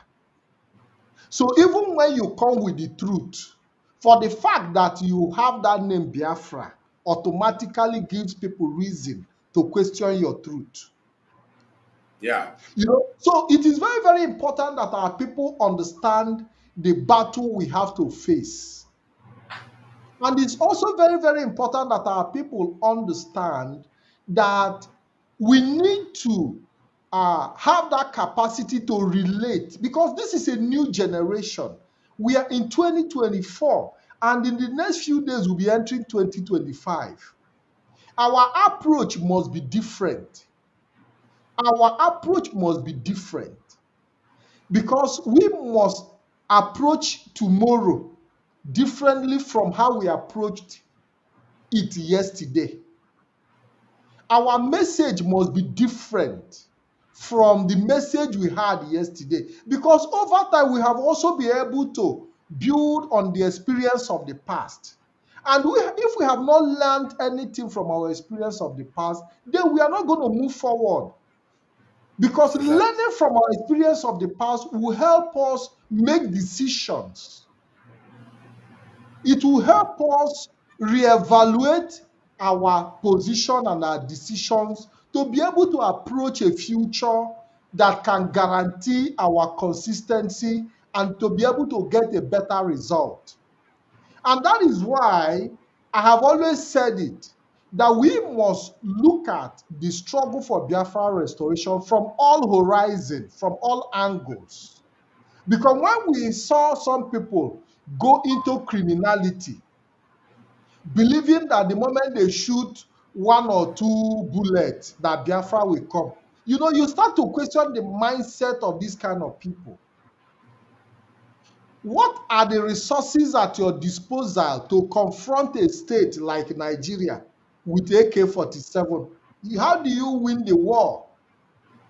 Because in every war, you must have the superiority of the airspace. Do you have the capacity, if you want to go into conventional war, kinetic battle? Do you have the capacity for domination of the airspace? These are the fundamental questions that some of these our misled brothers didn't ask their detained prime minister. Even when he told them that he's going to buy a fighter jet and all that. And probably himself, he understands the importance of that areas of air dominance. So he tried to bring it into perspective. But then they are supposed to have also questioned the basis. How are you going to acquire um, this air capacity? Mazi, You understand Mazi, what I'm saying? Mazi Yes, Patrick Abeg. Our this analysis you are giving to our people, I was surprised when somebody, oh my God, somebody just come out and tell you I will buy a fighter jet, I will buy warship, and I was surprised. That's when I begin to investigate, and I discovered that it was government that is sponsoring these people. I say, for somebody to come out and say this thing without shame, and the people believe him, I said maybe there's something they are benefiting. Do you know when I begin to peep into those people? I said there is something these people following this guy. They are not following him empty. There is something they are gaining, and that must be money because I know black people. Look at Master Prophet, the in-law of Mazi Nnamdi. What do you say? Do you hear his video? He said, "Mgbe akpịrị lakpọ m nkụ, o kunyere mmiri ṅụọ." Do you know the meaning? Haven't you seen the of video? course. Of He said, course. Simon Ekpa kunyere mmiri ọṅụọ. So that means Yes, he had it. because there was a time that because there was a time that his YouTube page came under attack, and their self-acclaimed prime minister gave him followers. That's all. Maybe there were deals behind, but these were the ones that we all No. know. So you see And that you the see one he you see is that not. even you see that even a prophet. Now this is a religious person, no, a religious. He said he's a religious leader. You see, he brings us back to that point of corruption in religion. That He is why brings us. that's why I bring him in. He said, "O kunyere mmiri ṅụọ mgbe akpịrị lakpọ m nkụ." So now, I, what is the difference? So what is the difference between him? I was ashamed of myself. I say, What is the even difference between him and the Nigerian pastors who are preaching based on the nekwe? Because how they kwekwa ndị Amerikwa bụ gọọmenti na-ekwekwa ha nwa mmiri a na-aṅụ. now, hang on, my that is it now. You have exposed them. That guy exposed them. You don't know what that meaning of that word. So you see that some of the pastors that are giving out their pulpit to politicians to come and campaign are also benefiting from cold water that these politicians are. So how do you now expect a pastor to tell you to rise up and demand for your right from a government that he's benefiting from? No Nigerian pastor will do it. Never. Never. But they are enjoying America. They travel to America for medical trip. The same people, they travel to America. They forgot that Martin Luther King was a pastor. They forgot. They forgot. But they don't want to learn good thing. They always want to learn bad thing that money will through it enter their pocket. That's the problem. I weigh these people. I say these people they don't even want to be addressed as. In fact, that name they have already destroyed that name. You see that name, Pastor? There will be a time, go and mark it somewhere. In the next 50 years from now, there will be a time if anybody address you with that name, you will fight the person. You will say, well, are you insulting me? That name will later become a name of insult. Go and write it somewhere. Time will come, that name So will come. Mazi, that is what I was saying earlier, that we need to look at, the battle we are fighting, because it is a battle of ideology. We will just continue to. There is a point I want to raise, because Mazi Nnamdi Kanu, in his words, said he's going to use the truth. He's going to use the truth. And recently, I also came across this guy that was arrested, Dele Farotimi.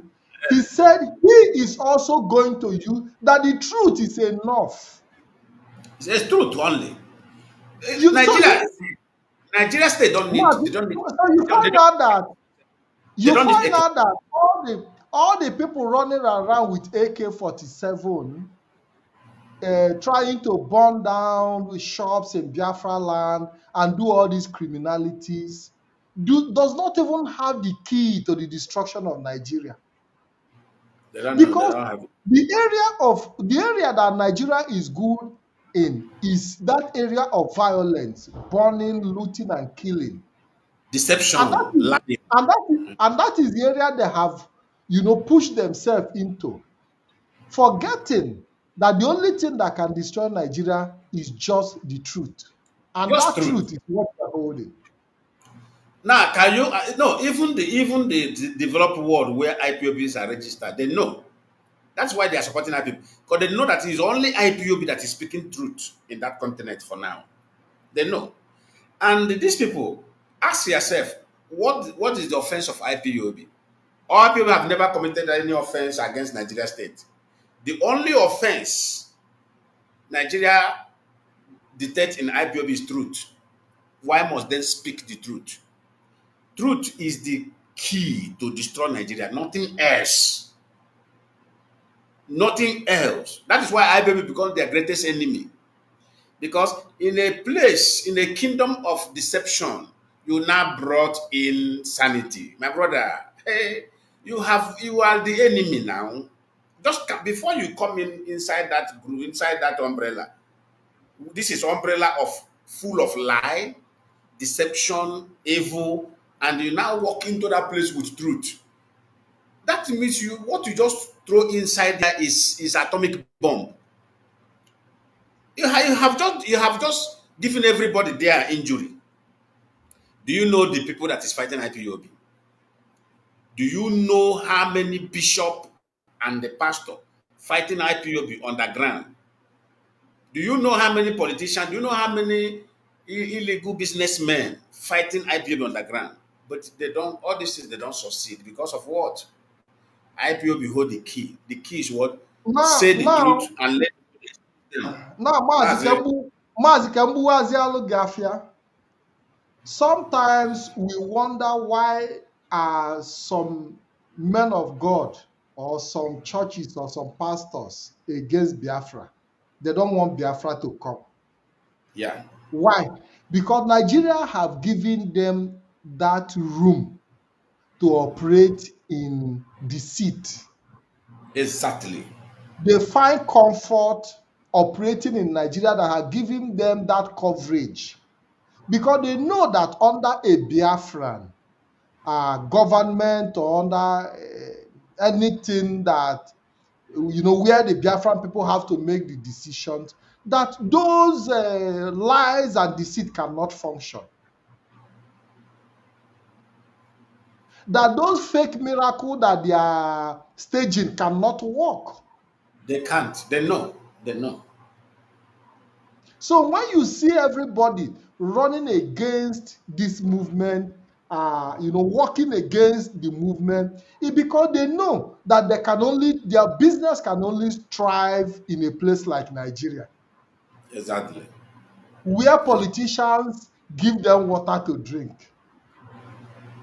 Where, where politicians give them cold water. Cold water to drink.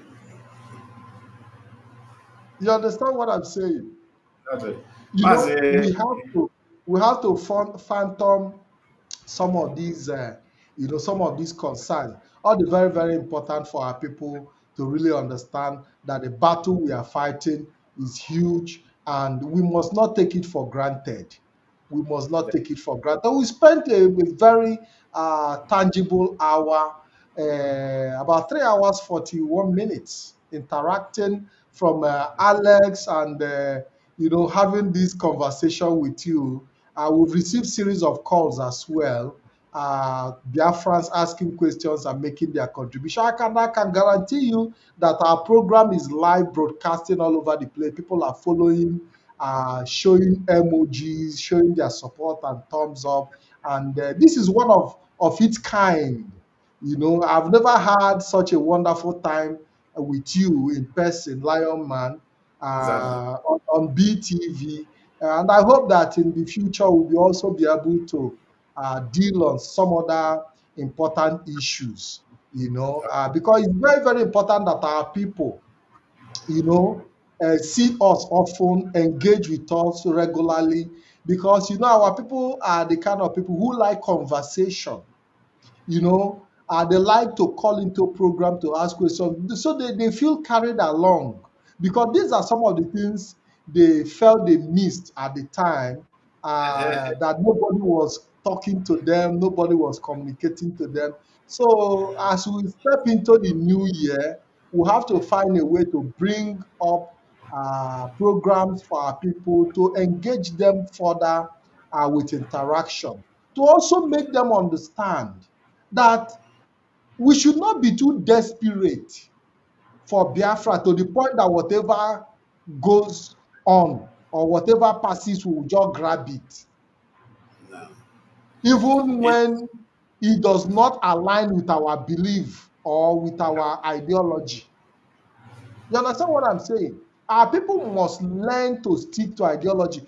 Biafra struggle is not APC, PDP, ABGA political party, where you jump in from one political party to another. Now we have seen people who jumped out of IPOB to the whatever group. Now some of them have now splitted again from that group to another group. Mazi? this is one of the destructive seeds they planted in them. And we are trying, IPOV studied all these things and say, with this kind of mindset, that place, nobody will survive. So it's a gradual process anyway. They shouldn't be offended, or they shouldn't be angry with us, because somebody like me, I'm very, very busy. But I'm very, very busy. But I pray that next year, out of my busy schedule, God will help me to at least I have time to discuss important issue with Biafrans on program like this. I'm very, Yes, very even as I am here. You should watch my body language. I am looking at time. I I have know. somewhere to meet up at least in the next 30 minutes or 40 minutes. That's why I'm Yes, just so, and that is the reason I have to let you go, because I've actually taken your time, and I appreciate you bringing our friend Alex to be part of today's program. Biafrans all over the world, I want to say thank you. Our people are busy on the comment section, commenting and showing their solidarity to us in this program. Don't forget, it's going to be me and Lolo Uchechi Kanu on the 28th of December, which is on Saturday, 6 p.m. Biafra time. You're going to join us. It's going to be interactive as well. We are going to engage her. We are going to ask her very, very important questions. And for the first time in a long time, I'm also going to open the line for our people to ask her questions. She's going to interact with us and have a wonderful time with us here on Biafra Television. And until I see you guys again, it's my pleasure. And I hope that Lion Man will be joining us in the future, in subsequent programs here on Biafra Television. I want to say thank you very much for hanging on, for being patient for over 3 hours. Biafrans, I know you are committed. As we are stepping into 2025, we have to remain consistent. IPOB is not a political party where you jump in and out, just like a PDP and the APC. That is not what we do here. We have a binding ideology that guides us, that leads us, and we must remain consistent with that ideology, because that is who we are and that is how we are. Thank you very much, Lion Man, for being part of this program. I want to thank you. thank our technical personnel behind the scene for her also being present and continuous update, and she being there till the end of the program. And until we meet again, I want to say have a wonderful day, evening and night, wherever you might be, and God bless you all. God bless you too, my brother. Thank you very much. Part of Nigeria from Lagos. Between Lagos and Lokoja, there are 40 custom checkpoints. 40. After Lokoja, all the way